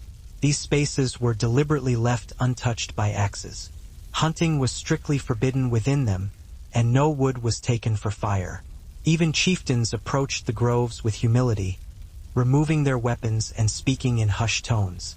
Within these circles of living nature, the priestesses performed rituals that blended song, dance, and offerings of grain, milk, wine, or honey. From a young age, certain girls showed signs of a unique connection. Perhaps they experienced vivid dreams, perhaps animals responded strangely to their presence, or perhaps they wandered into the forest and returned speaking of otherworldly lights or voices. When elders noticed these traits, the girl would be brought to a senior priestess for evaluation. Priestesses washed ceremonial objects, cleansed participants, and interpreted the patterns of floating leaves or ripples. Some springs were so sacred that warriors refused to drink from them without a priestess's blessing. However, not every sacred space was accessible to all. Forbidden zones existed, secluded shrines deep within forests or high on cliffs that only priestesses could enter. These places housed ancestral relics, symbolic stones, or ritual altars. Violating these boundaries was considered one of the gravest offenses. Legends told of hunters who crossed into forbidden spaces and returned home cursed with misfortune, plagued by nightmares, or struck with sudden sickness. Whether superstition or reality, these stories kept the spaces safe. These sacred landscapes formed the spiritual map of Aryan life, shaping rituals, guiding migrations, and offering a constant reminder that nature existed within the same spiritual hierarchy as gods and ancestors. It was the priestesses who navigated these realms, ensuring that every tribe remained in harmony with the forces that watched over them. Every Aryan priestess carried a collection of sacred objects, items believed to hold protective power, ancestral memory, or divine energy. These talismans were not mere decorations, but tools, companions, and, in many cases, extensions of the priestess's authority. Each object possessed its own history and purpose, crafted through ritual and maintained through constant spiritual care. Together, they reflected the deeply symbolic worldview of Aryan society. One of the most important items was the spirit knot, a woven cord made of wool or flax, often dyed in earthy tones. Priestesses used these cords during rituals involving fate, oaths, or emotional healing. By tying or untying knots in specific patterns, they symbolically bound or released energies, emotions, or ancestral obligations.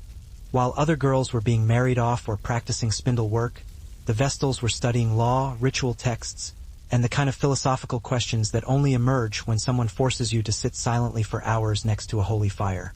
They weren't completely isolated, though. Senior Vestals acted as teachers, mentors, and slightly terrifying role models.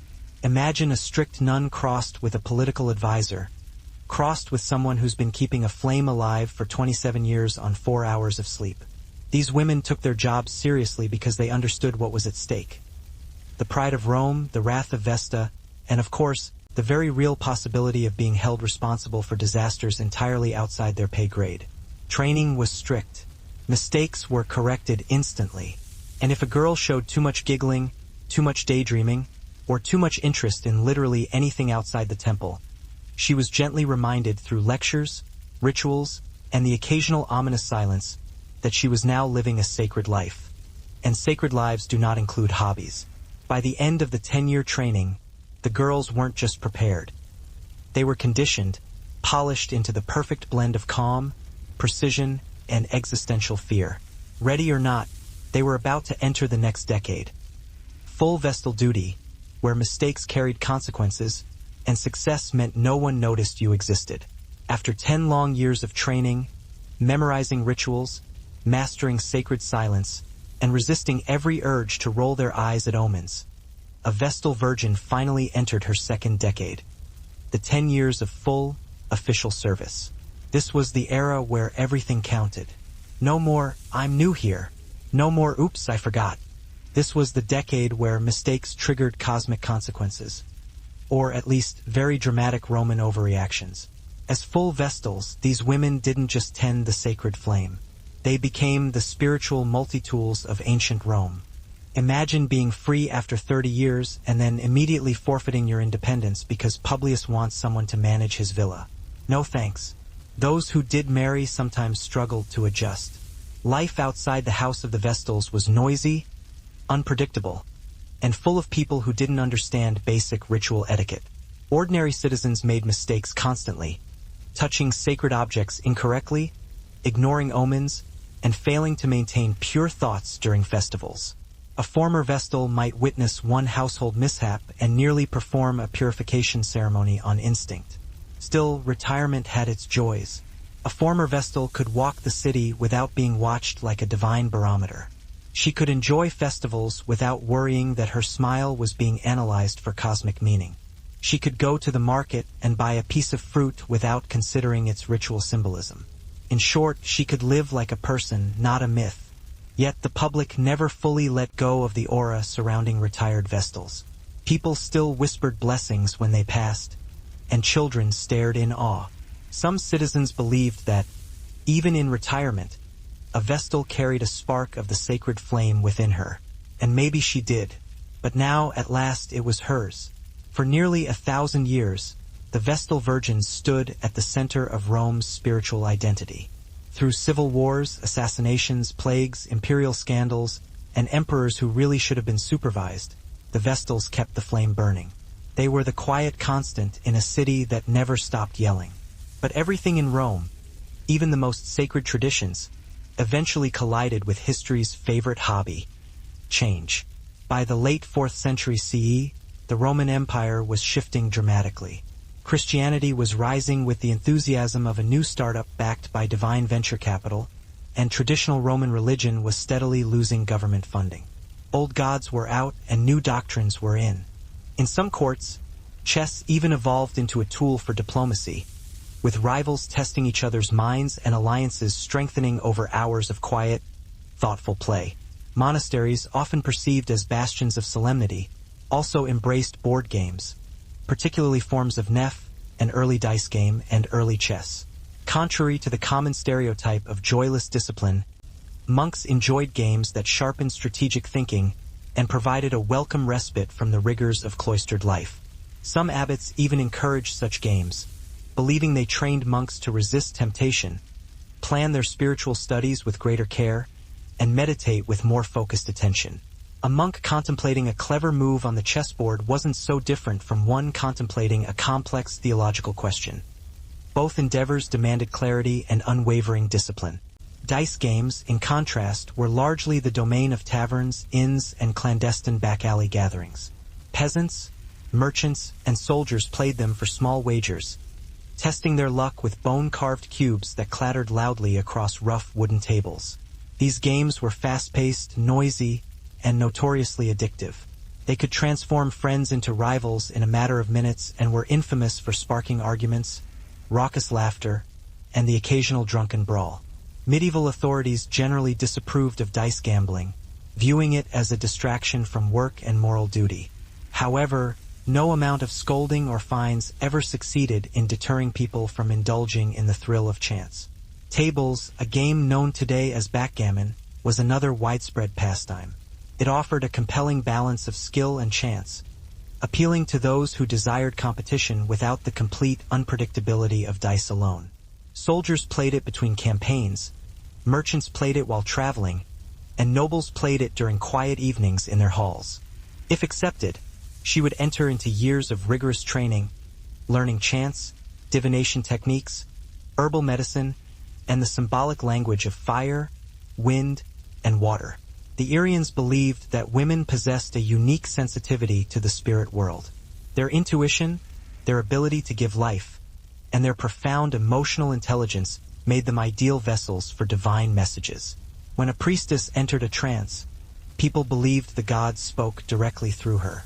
When she raised her hands towards the sky, clans felt protected.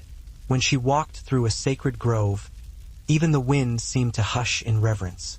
These women were revered, feared, and utterly depended upon. They were the quiet power behind nearly all Aryan decision-making, the keepers of spiritual balance in a land where nature and divinity were inextricably intertwined. Divination lay at the very heart of Aryan priestess traditions. To understand the will of the gods, the priestesses turned not to scrolls or carved inscriptions, but to the living elements of the natural world.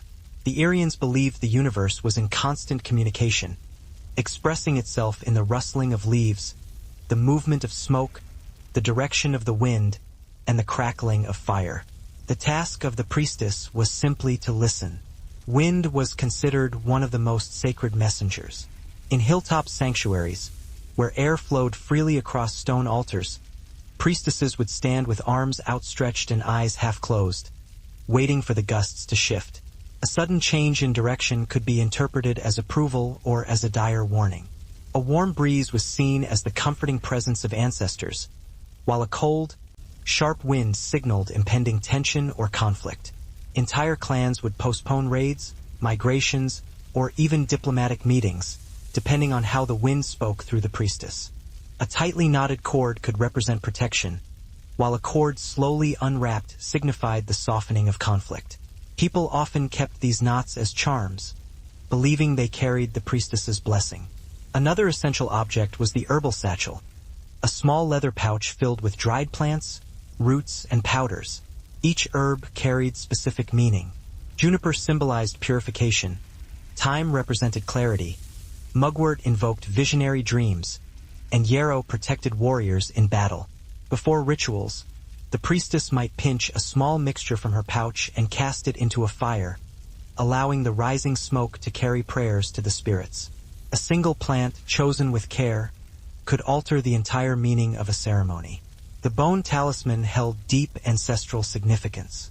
Typically shaped from deer, wolf, or boar bone, these charms were carved with spirals, sun symbols, waves, or geometric patterns. Spirals symbolized the cycle of life and rebirth. Waves represented communication with other realms. Triangles invoked female energy and divine insight. These bone pieces were passed down from priestess to priestess, accumulating power through generations. Some were said to contain the essence of the first priestesses who had lived centuries earlier. Priestesses also used sacred bowls, often carved from stone or shaped from clay.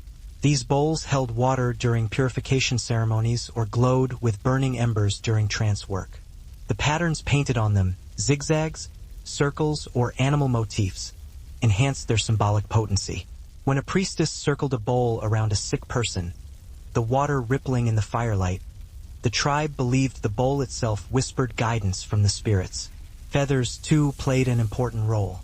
Eagle feathers symbolized courage, owl feathers represented wisdom and the night, and raven feathers were tied to messages from the ancestors. Worn in the hair or tucked into belts, these feathers signaled a priestess's current spiritual task. Their daily duties were endless, precise, and mildly exhausting. Asterisk feeding the eternal flame. The main event, they gathered the purest firewood, prepared ritual offerings, and tended Vesta's flame with the seriousness of someone diffusing a bomb. One wrong move, and the entire city turned into a panicked Reddit thread. Flame went out. OMG, what does it mean? Asterisk ritual purification. Asterisk Vestals prepared holy water, incense, salted flour, and other magical ingredients to keep Rome spiritually disinfected. If a single grain spilled the wrong way, priests would instantly assume the gods were furious, not at themselves, obviously, but at the nearest Vestal. Asterisk guarding the sacred objects. Asterisk Rome kept its most important legal documents, wills, treaties, and political secrets in the care of the Vestals. Because nothing says confidential like giving your private documents to a group of terrified virgins living under religious surveillance. Asterisk participating in public rituals. Asterisk Vestals attended ceremonies, festivals, and sacrifices with perfect composure. Imagine watching a bull sacrifice up close while maintaining a serene expression, knowing that if you even flinched, someone would say, "The gods disapprove." Asterisk maintaining purity. Asterisk not just physical purity, but symbolic purity. Their emotions, gestures, clothing, posture, breathing, and probably their thoughts had to be immaculate. If a Vestal looked sleepy, people whispered. If she sneezed during a ritual, entire temples panicked. Asterisk being Rome's walking good luck charms. Asterisk if a Vestal touched a condemned prisoner on his way to execution, even accidentally, even if he tripped, he was immediately pardoned. Imagine tripping in the forum and accidentally freeing a murderer. And through all of this, they were expected to embody calm dignity. Suddenly, people looked at the eternal flame and asked, "Do we actually need this?" A dangerous question in any era, but especially in Rome, where people once sacrificed animals because Mercury was having an off day. Then came Emperor Theodosius I, a man whose life mission seemed to be deleting Rome's pagan past like outdated files on a dusty divine computer. In 394 CE, he issued the decree that ended the Vestal order. The Temple of Vesta, once the spiritual heartbeat of the city, fell silent. The sacred flame, which generations of terrified priestesses had protected with the dedication of overworked interns, was extinguished forever. The reaction was mixed. Traditionalists were horrified, and superstitious citizens waited nervously for earthquakes, plagues, or angry gods dropping thunderbolts on the forum. But the world didn't immediately collapse. Crops didn't fail, and volcanoes did not erupt in dramatic protest. To the surprise of many, life continued, and people slowly realized Rome wouldn't implode just because 6 women weren't standing guard over a sacred bonfire. But the symbolic impact was enormous. The extinguishing of the flame marked the end of Rome's ancient religious identity. The Vestals, once untouchable figures of purity and prestige, now found themselves relics of a fading world. Some were absorbed into aristocratic households, others quietly retired, and a few remained in Rome as living reminders of an age slipping away. The house of the Vestals fell into disuse, its elegant courtyard eventually filling with rubble and silence. Statues cracked, fountains dried, and the marble halls that once echoed with whispered prayers and ritual footsteps turned into ruins, ironically preserved better than many Roman marriages. And perhaps that's the bittersweet truth. The Vestal Virgins didn't end because they failed. They ended because Rome changed. Their flame wasn't extinguished by catastrophe, scandal, or divine punishment. Board games, in all their varied forms, were the medieval world's way of testing the mind, just as physical sports tested the body. Whether played in the hushed silence of a monastery cloister or the smoky atmosphere of a bustling tavern, the clack of pieces and the intense concentration on strategy brought people together across social divides. While adults engaged in fencing, hunting, and wrestling, medieval children shaped their world through play that seamlessly blended imagination, imitation, and surprisingly practical skill building. Childhood in the Middle Ages was often tragically short, with many young people entering the workforce as early as 7 or 8 years old. Yet, play still carved out a vital space in their daily lives, teaching coordination, courage, creativity, and fostering social bonds long before they entered the demanding world of adult labor. Children played with whatever materials were available to them. Wealthier families provided their children with carved wooden toys, miniature shields, cloth dolls, wooden horses, and small carts. Some noble children even practiced with toy swords made of padded leather, preparing them for the roles they were expected to fulfill in adulthood. A young boy destined for knighthood might spend hours pretending to defend a castle constructed from stacked firewood. A young girl from a noble household might reenact elaborate feasts or festivals with her dolls, learning proper etiquette and the subtle gestures of courtly behavior. For them, play served as a crucial rehearsal for the responsibilities that awaited them. Village children, on the other hand, relied on their innate ingenuity and the bounty of nature. They crafted toys from sticks, mud, straw, and stones. A round bundle of rags became a ball. A scrap of cloth tied around a reed became a doll, and a curved branch was transformed into a bow. To outsiders, this practice might have seemed mysterious or superstitious, but to the Arians, it was as commonplace as observing the clouds before a storm. Fire was equally essential. Torchlight was not only used in rituals, but as a means of communicating directly with the gods. Priestesses would light sacred fires inside groves, caves, or mountaintop shrines. They observed the flames intently, noting their height, their color, and the way the sparks leapt skyward. If the fire hissed or bent sharply in one direction, it was believed that a spirit was trying to communicate. When the flames burned steadily and cleanly, it meant that the offering had been accepted. When they sputtered or dimmed unexpectedly, it signaled that something within the village needed cleansing or warranted caution. During major ceremonies, the priestess would scatter various herbs, juniper, sage, thyme, or wild mountain flowers into the fire. Each plant produced a different smell and smoke pattern, allowing her to interpret layers of nuanced meaning.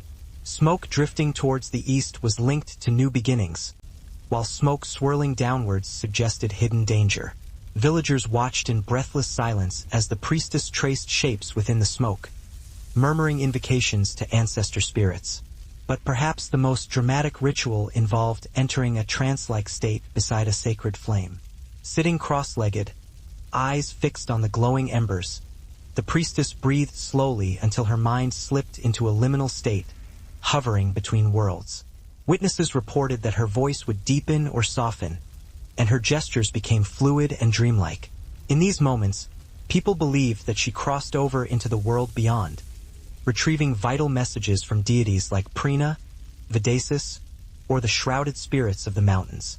Irian chieftains trusted these visions implicitly. A priestess's reading could ignite a war, end a long-standing feud, or even save an entire village from starvation.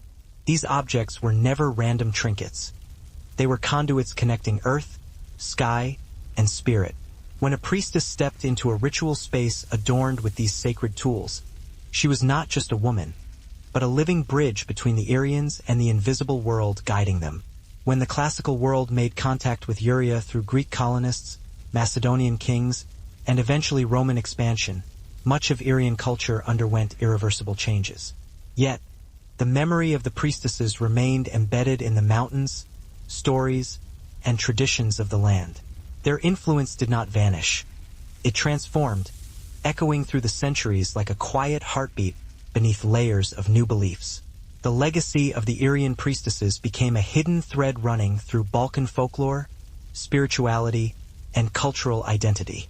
As Roman rule tightened across the region, sacred groves were cleared or repurposed, ancestral altars dismantled, and tribal political structures replaced by foreign administration. However, spiritual traditions are not easily erased. Rural communities continued to honor old customs in secret. Women, often mothers, midwives, and herbalists, preserved fragments of priestess wisdom, passing them down quietly through generations. The knowledge of healing herbs endured in mountain villages. Rituals involving smoke, fire, and water survived, disguised as folk traditions, and stories of wise women with visionary powers found new life as legends. Folklore across the Balkans still carries shadows of these ancient figures. Tales of women who interpret the wind, speak to ancestors in dreams, or calm storms with chants, hint at the priestesses who once held formal authority. Even the concept of zanas, or mountain nymphs in later mythology, may preserve the memory of priestesses who lived close to sacred landscapes and wielded supernatural influence. These echoes remind us that powerful women once shaped the spiritual and political life of Irian tribes. No slouching, no complaining, no "I'm tired of holding cosmic responsibility." Just the quiet understanding that they represented the stability of Rome, a city that was rarely stable. These 10 years were the peak of their power and the peak of their pressure. The Vestals were honored, revered, and held to impossibly high standards, which is Roman code for, "We trust you, but if anything goes wrong, it's definitely your fault." After 20 years of training, performing, panicking, not panicking, and maintaining a flame that absolutely refused to go out on its own, the Vestals entered their final decade, 10 years of teaching. This was the era when they transitioned from terrified apprentices to terrifying mentors, the ancient equivalent of a senior employee who has seen everything, survived everything, and now watches newcomers with the subtle judgment of a marble statue. Teaching wasn't optional. Once a Vestal reached her 3rd decade, she became responsible for training the next generation of small, anxious recruits.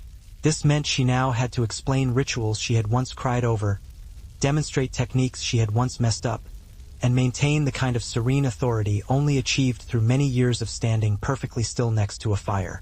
A senior Vestal schedule included mentor duties.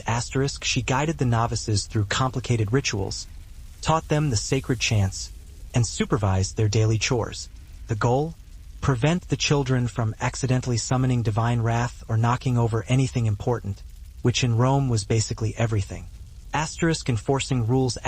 This was the era when she finally got to be the one giving ominous warnings like, "Do not run near the sacred flame. Do not touch that scroll. It's older than your ancestors. Do not breathe too loudly during purification rites." Somewhere deep down, she probably enjoyed this part. It was extinguished because the empire that created them had finally rewritten its identity. The last flicker of Vesta's fire faded into history, and with it, one of the most extraordinary sisterhoods the ancient world ever knew. When people imagine the Middle Ages, they usually picture battles, plagues, or towering castles. But beneath that rough, disciplined surface, medieval life pulsed with games, contests, and physical challenges that shaped identity just as much as faith or feudal duty. Play, in the medieval understanding, was not a luxury. It was a social force, a way to maintain order, strengthen bodies, forge alliances, and measure courage in a world where strength and honor were currencies as real as silver. What made medieval games unique was how deeply they reflected class. A nobleman and a farmhand could both be athletic, yet their definitions of sport existed in entirely different worlds. For peasants, daily labor already demanded physical power. Farming, chopping wood, hauling water, and tending animals forged natural endurance. So, when peasants gathered for play, they favored rough, community-centered activities. Wrestling in fields after the harvest, chasing each other in games that resembled tag, or kicking a crude leather ball around the village green. Their games were spontaneous, loud, and often chaotic, a welcome escape from work that rarely ended before sunset. Nobles, on the other hand, practiced sports that doubled as preparation for war. They fenced with blunted swords to sharpen reflexes, trained with lances to perfect their aim for tournaments, and practiced archery to strengthen the muscle groups needed on the battlefield. Their games had ceremony, with banners fluttering in the courtyard and attendants watching, and rules were carefully preserved. A noble's play was a rehearsal for conflict wrapped in silk and honor. Their games were energetic, spontaneous, and deeply imaginative. Running races along narrow paths, fearlessly climbing trees, chasing each other through sun-drenched fields, and skipping stones across the still surfaces of ponds. One particularly popular game involved blind man's buff, where a blindfolded child attempted to catch others by sound alone, filling the air with infectious laughter and playful shrieks. Children also played mock sports inspired by the activities of adults. Young boys practiced wrestling in the soft dirt or tried to shoot blunt arrows at straw targets. Girls joined in as well, especially in games of tag, hoop rolling, singing circles, and stone skipping. Contrary to many modern assumptions, medieval childhood wasn't completely divided along strict gender lines. In many rural communities, children played together freely before the responsibilities of adulthood began to separate them. Board games and storytelling also played a major role in childhood recreation. Simple dice games taught basic math skills and an intuitive understanding of probability, while riddles and songs preserved local folklore and oral traditions. Children listened eagerly to traveling minstrels, then recreated the tales in their own small performances under the shade of trees or within the rustic confines of barns. Even mundane chores were often seamlessly integrated into play. Fetching water transformed into a spirited race. Minding geese became a game of pretending the flock was a formidable army, and sweeping a yard became an excuse to draw elaborate patterns in the dust. Children's play, in all its varied forms, was an indispensable component of medieval life, a world where imagination thrived despite hardship, providing young people with the essential skills, unwavering courage, and sense of community they needed to successfully navigate the transition into adulthood. In the Middle Ages, games and sports were rarely isolated events. Her interpretations carried such immense spiritual authority that few dared to question them. In a land governed by both the sword and the spirit, she was the voice that guided entire tribes. To the Aryans, the boundary between the living and the dead was a fluid one, shifting like mist over mountain lakes. The ancestors were not merely distant memories. They were ever-present forces, benevolent guardians who walked alongside their descendants. Every clan believed that their strength, luck, and prosperity came from honoring those who had come before, and the priestesses were entrusted with maintaining that sacred connection to ancestral memory. Their role began with ritual knowledge. Each clan's history was carried not in written records, but in songs, chants, and oral genealogies passed down from one priestess to the next. They memorized lineage sequences stretching back centuries, reciting them aloud during seasonal festivals or before making major decisions, thereby awakening the ancestors and ensuring their presence in the affairs of the living. This practice served to strengthen tribal unity, reminding warriors, farmers, and leaders that they were all part of something far older and grander than themselves. The priestess traditions also left an imprint on cultural identity. Their rituals emphasized harmony between humans and nature, a relationship still evident in rural communities where trees, springs, and mountains are treated with reverence. The belief that certain places hold unique spiritual energy persists, as does the idea that ancestors remain present, offering protection and guidance. These values survived foreign conquest, religious shifts, and centuries of change. Modern archaeology has begun to reveal physical traces of these traditions, including carved bone talismans, cave altars blackened with ancient smoke, and jewelry believed to belong to ritual specialists. These findings validate the stories passed down orally, providing tangible proof that Aryan priestesses once existed not only in myth but in daily life. Their true legacy, however, lies in the enduring respect for intuitive wisdom, healing knowledge, and the sacred power of women. The priestesses of Uria may no longer stand in groves or chant beside sacred fires, but their spirit lives on in the cultural memory of the region. In every story of a wise woman, in every ceremony honoring ancestors, and in every mountain spring thought to hold protective power, a fragment of the old priestesses still speaks, reminding us of a world where women guided tribes not through force, but through insight, tradition, and the voice of the divine carried on wind and flame. Correcting mistakes. Mistakes during training were normal, until a senior Vestal appeared behind you with that stare. You know the one. The look that says, "I've kept this flame alive for 27 years, and I will not let you ruin my record." Teaching ritual mindfulness. Not the modern kind involving crystals and deep breathing, but the ancient Roman kind, which meant memorizing 50 procedural steps while holding a grain offering at precisely shoulder height. Imparting survival tips. These weren't written anywhere, but every senior Vestal had a mental notebook full of wisdom like, never trust a priest who says, "This won't take long." If you hear thunder during a ceremony, pretend it's auspicious. If a senator asks if the gods are angry, the correct answer is always no. Passing on the fear. Above everything else, senior Vestals taught the novices the sacred lesson every Vestal eventually learned. You are vital, you are honored, and you are one badly timed sneeze away from an omen. Even relaxing games such as hunting or hawking were tied to status, requiring land, equipment, and trained animals that only the elite could afford. Yet, despite these differences, medieval society agreed on one thing.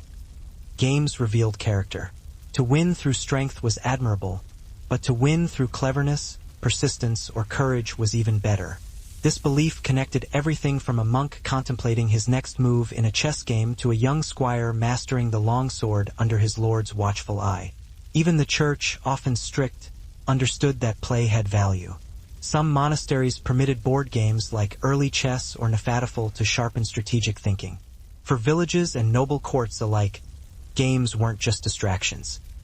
They were woven into the culture, shaping relationships, rank, and identity in a world defined by hierarchy and struggle.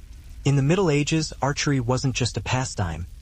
It was both a survival skill and, in many societies, a legal duty. Across England, especially, the bow became the great equalizer, a weapon that allowed commoners to shape the fate of kingdoms. Because of this, archery soon transformed into the most serious game of the lower and middle classes, blending sport, military training, and national identity. They flourished most vibrantly during festivals and feast days, when entire communities experienced a brief but cherished escape from the relentless grind of daily life. These celebrations transformed villages, towns, and even the courtyards of imposing castles into lively arenas where social classes mingled, friendly rivalries flared, and the monotonous rhythms of work gave way to unrestrained laughter, boisterous noise, and captivating athletic displays. Sport during festivals carried a far deeper significance than mere entertainment. It reinforced community identity, helped to heal simmering tensions, and reminded people that they belonged to something greater than themselves. Festivals were intrinsically linked to the agricultural and religious calendar. After the harvest, when barns were overflowing with bounty and the pace of work slowed, villages celebrated with days of lavish feasting, lively music, and spirited competition. Football matches surged across open fields. Wrestling pits were lined with cheering spectators, and archery contests offered proud farmers the opportunity to demonstrate their skill before neighbors and visiting lords. Victors earned prizes ranging from simple ribbons and loaves of bread to jugs of ale or, most importantly, the enduring honor of having their name associated with strength or precision for the remainder of the year. For nobles, festivals presented valuable opportunities to display their wealth and generosity. Lords sponsored athletic contests, providing coveted prizes such as fine cloaks, ornate silver cups, or valuable livestock. However, their sponsorship wasn't purely altruistic. It also served to reinforce loyalty and solidify their position within the feudal order. A peasant who won a sheep or a purse of coins from his lord felt a surge of pride, a sense of being respected and valued, and a stronger connection to the established social structure. Meanwhile, nobles demonstrated their own prowess through fencing bouts, dazzling riding displays, and ceremonial hunts, reminding everyone of the martial ideals that justified their elevated status. Religious festivals artfully blended spiritual devotion with communal joy. On feast days dedicated to beloved saints, villages erupted into games that symbolized renewal and divine blessing. Tug-of-war contests represented the age-old struggle between good and evil, while dances and singing circles expressed unity and collective identity. Children's games filled the air with infectious laughter. Even monks, typically bound by strict routines, sometimes organized modest contests or board games to celebrate major holy days. Markets and trade fairs added another vibrant layer of festivity. Merchants from distant regions arrived with exotic games, intriguing trinkets, and captivating traveling performers. Jugglers, acrobats, musicians, and mock fighters entertained the throngs of people, blurring the lines between sport and spectacle. These gatherings introduced new ideas and novel styles of play, expanding the medieval imagination beyond the confines of local traditions. At the heart of every festival lay a simple, enduring truth. Sports served as a potent form of social glue. Whether through a friendly wrestling match, a competitive archery contest, or a muddy football game, medieval people reconnected with each other on a fundamental level. For fleeting moments in time, exhaustion, rigid hierarchy, and the harsh realities of daily life vanished, replaced by the shared joy of celebration, the strength of community, and the simple, unadulterated pleasure of play. Babylon was a city simmering with heat, choked with dust, and fueled by restless ambition, the perfect stage for a king who had spent his entire life relentlessly chasing the horizon. In early June of 323 BCE, the palace of Nebuchadnezzar, normally buzzing with the activity of soldiers, scribes, and envoys, fell into a strange, oppressive silence. Word had spread like wildfire throughout the city. Alexander, the undefeated general who had conquered vast territories from Greece to the very edges of India, was gravely ill. Men who had marched with him through scorching deserts and torrential monsoons now stood helplessly outside his door, anxiously awaiting news that never seemed to offer any glimmer of hope. Just weeks earlier, Alexander had been meticulously planning new campaigns. His restless mind envisioned an Arabian conquest, the construction of massive shipyards, and the establishment of new trade routes that would seamlessly bind his sprawling empire together. Babylon was to be the empire's glittering capital, a cosmopolitan hub where Greek and Persian cultures blended into something bold and unprecedented. Alexander toured the sprawling marshes, personally inspected harbors, and made solemn sacrifices to the gods. He drank with his trusted companions, hosted lavish feasts, and spoke openly and enthusiastically about the unexplored lands that still lay unclaimed. Nothing in those days suggested that his life would be tragically cut short before the arrival of summer. Then, seemingly out of nowhere, the fever struck. It began quietly, almost innocently. At a banquet held in honor of his admiral Nearchus, Alexander complained of a sharp pain after drinking wine. Some whispered that he shivered uncontrollably, while others claimed he cried out in agony and clutched his side. He initially dismissed it, attributing the discomfort to simple exhaustion from constant planning and relentless travel. However, by the next morning he could barely stand. His loyal generals, deeply concerned, carried him back to his private chambers, confident that the great king would recover as he always had, swiftly, stubbornly, and almost miraculously. But the fever refused to break. Over the course of the following days, Alexander drifted in and out of consciousness, his mind clouded by delirium. The man who had crossed the formidable Hindu Kush, who had faced down war elephants and weathered raging storms at sea, now struggled simply to speak. His voice, once powerful enough to rally thousands of battle-hardened soldiers, had been reduced to a mere whisper. His eyes burned with a raging fever. His body, normally unshakable and radiating strength, felt heavy and unresponsive. Outside his room, soldiers gathered by the thousands, their faces etched with worry, begging for any sign of improvement. They prayed to Greek gods, Babylonian gods, and any other power they believed might spare the life of the king who had led them across the known world. Inside the dimly lit palace chambers, the oppressive heat of Babylon pressed down relentlessly. Incense burned continuously, doctors whispered anxiously, and on a low couch, surrounded by the stifling silence of his vast empire, Alexander the Great faced the first enemy he could not defeat. Alexander had miraculously survived wounds that would have proven fatal to ordinary men. An arrow through the lung in India, a fractured skull sustained from a siege engine in the Balkans, and countless cuts, bruises, and infections accumulated over years of relentless warfare. His soldiers believed he possessed a kind of divine resilience, an unquenchable spark of Heracles or Achilles burning brightly within him. But in Babylon, all those old wounds, the cumulative strain of endless marching, and the crushing exhaustion of command finally demanded their due.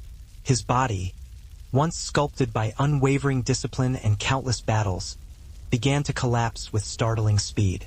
The relentless fever tightened its grip, consuming him from the inside out. At first, he could sit upright, issuing short commands to his generals and scribes, but each passing day drained him further. By the third day, he could no longer walk without assistance.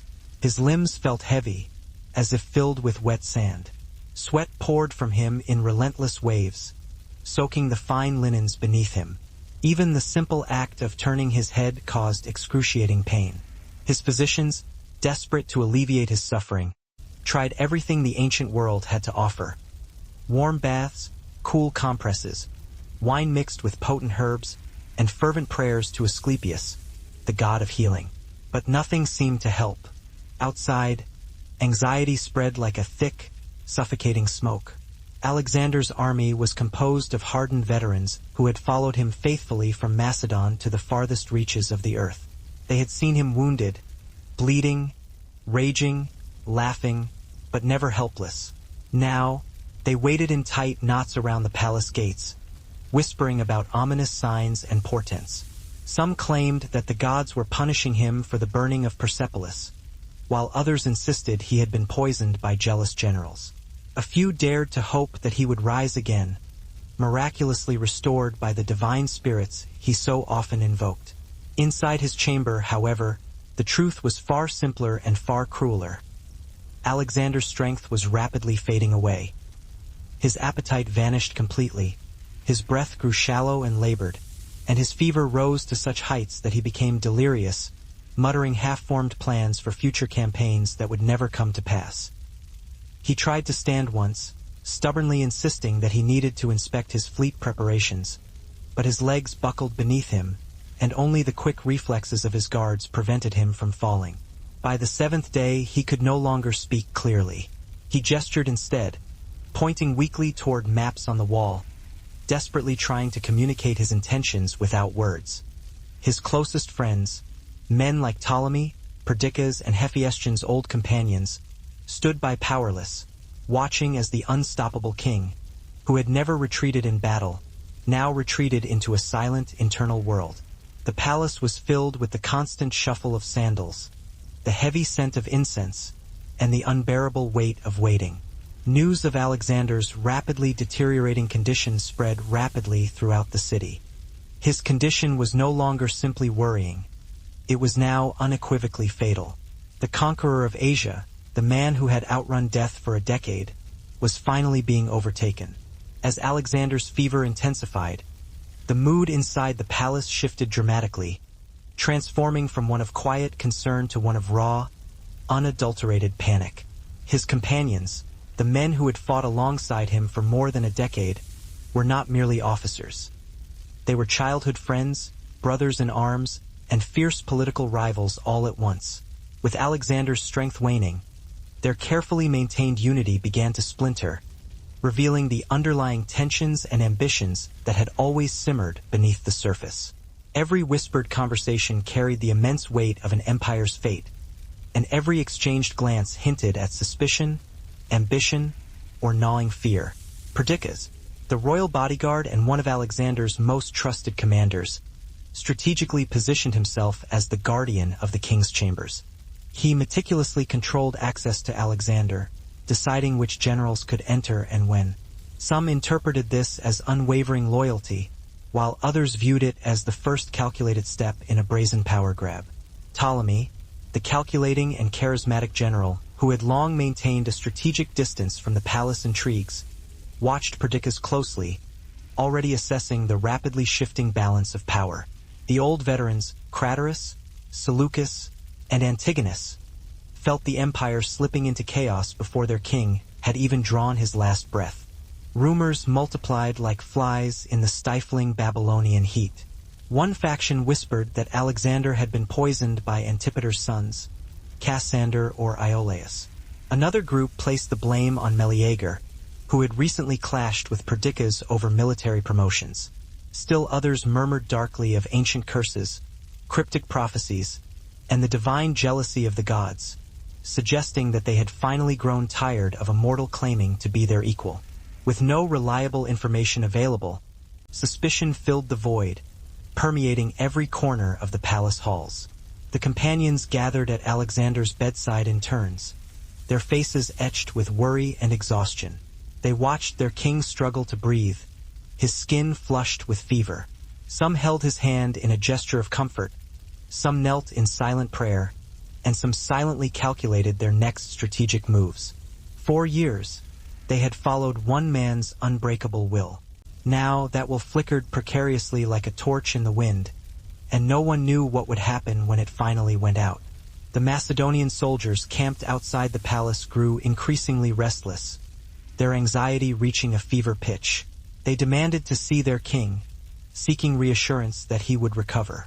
They wanted someone, anyone, to tell them what would happen next. Without Alexander to lead them, they were leaderless men stranded thousands of miles from home, surrounded by conquered people who might rise up in rebellion at any moment. The tension in the air was thick enough to spark violence. The companions, normally so decisive in battle, now felt paralyzed by indecision. Without Alexander's guiding voice to lead them, they were reduced to anxious shadows, adrift in a sea of uncertainty. Empires might be conquered by armies, but they could crumble just as easily from fear. In those suffocating days, as the palace trembled with uncertainty, everyone understood the unspoken truth. The fate of the world depended on one dying man. As Alexander's conditions steadily deteriorated, Babylon underwent a profound transformation, morphing from a royal capital into a pressure cooker on the verge of exploding. Outside the palace gates, thousands of Macedonian soldiers, seasoned veterans of a decade of relentless conquest, gathered in swelling crowds, their faces etched with a mixture of grief and fear. These were the men who had followed Alexander through scorching deserts, across treacherous frozen mountain passes, and into the very heart of ancient empires. They had stood shield to shield with him in countless battles, and they had buried fallen comrades beside him. And now, as rumors of his impending death spread like wildfire, they demanded the right to see him with their own eyes, to confirm his condition for themselves. However, Perdiccas and the other commanders hesitated, acutely aware of the potential consequences. Allowing thousands of heavily armed, terrified, and grieving warriors to flood the palace could easily spiral into uncontrollable violence. The mood among the ranks was already dangerously volatile. The soldiers feared being abandoned in a hostile foreign land if their king died. They feared mutiny from the disgruntled Greek contingents, and they feared revenge uprisings from the cities that Alexander had so brutally conquered. Most of all, they feared the unknown. In Alexander's absence, who would command them? Who would pay them? Who would lead them safely home? It was a volatile and potentially explosive mix, with unwavering loyalty slowly morphing into desperate fear. When the generals attempted to keep the troops away from the palace, a deafening roar went up among the men. They accused their commanders of hiding the truth, of scheming to seize control of the empire for themselves. Some soldiers hurled stones at messengers, while others beat their shields in unison and shouted Alexander's name until their throats burned raw. The already strained tension finally snapped when a group of infantrymen forcefully pushed their way toward the palace entrance, only to be met by a contingent of elite royal guards. For a heart-stopping moment, swords were nearly drawn, and a full-scale battle seemed imminent. Only the fear of dishonoring Alexander's legacy prevented the two sides from erupting into open conflict. Finally, in a desperate attempt to prevent open revolt, the commanders relented to the soldiers' demands.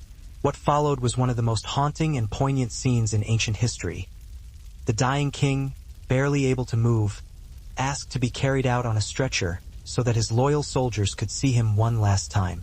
He was too weak to speak, but he slowly lifted his hand in a silent gesture of acknowledgement. That single, simple gesture was enough to dissolve the seething fury of thousands of hardened veterans.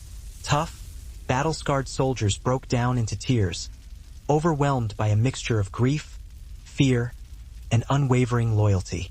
Some begged him to recover, while others whispered heartfelt prayers as he passed. They understood the profound meaning of his silent presence. Their king was dying, but he had not abandoned them. Even in his agonizing final moments, he honored them with his remaining strength. That brief, emotional encounter calmed the immediate crisis, but it did nothing to resolve the deeper underlying issues. The soldiers returned to their camps with grief instead of rage, but they also carried with them the terrifying knowledge that Alexander, the indomitable force holding their vast empire together, would not survive the week.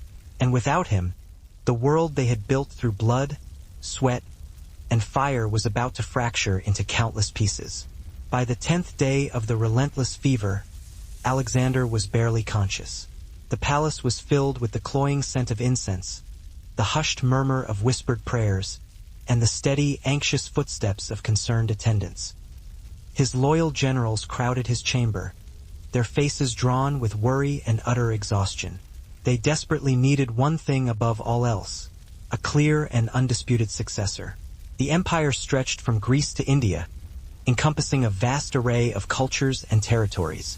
Without a clear heir to the throne, chaos was not merely a possibility, it was an inevitability. But Alexander had no legitimate adult son to take his place. His wife, Roxana, was pregnant, but no one knew for certain whether the child would be a boy or a girl. His half-brother, Aridaeus, was still alive, but he suffered from significant cognitive impairment and was clearly unfit to rule alone. The desperate commanders pressed in closer, demanding guidance. Who should inherit the greatest empire the world had ever known? Alexander, drifting in and out of consciousness, seemed to understand the gravity of the situation. His voice had been almost completely gone for days, but when directly asked whom he wished to succeed him, the dying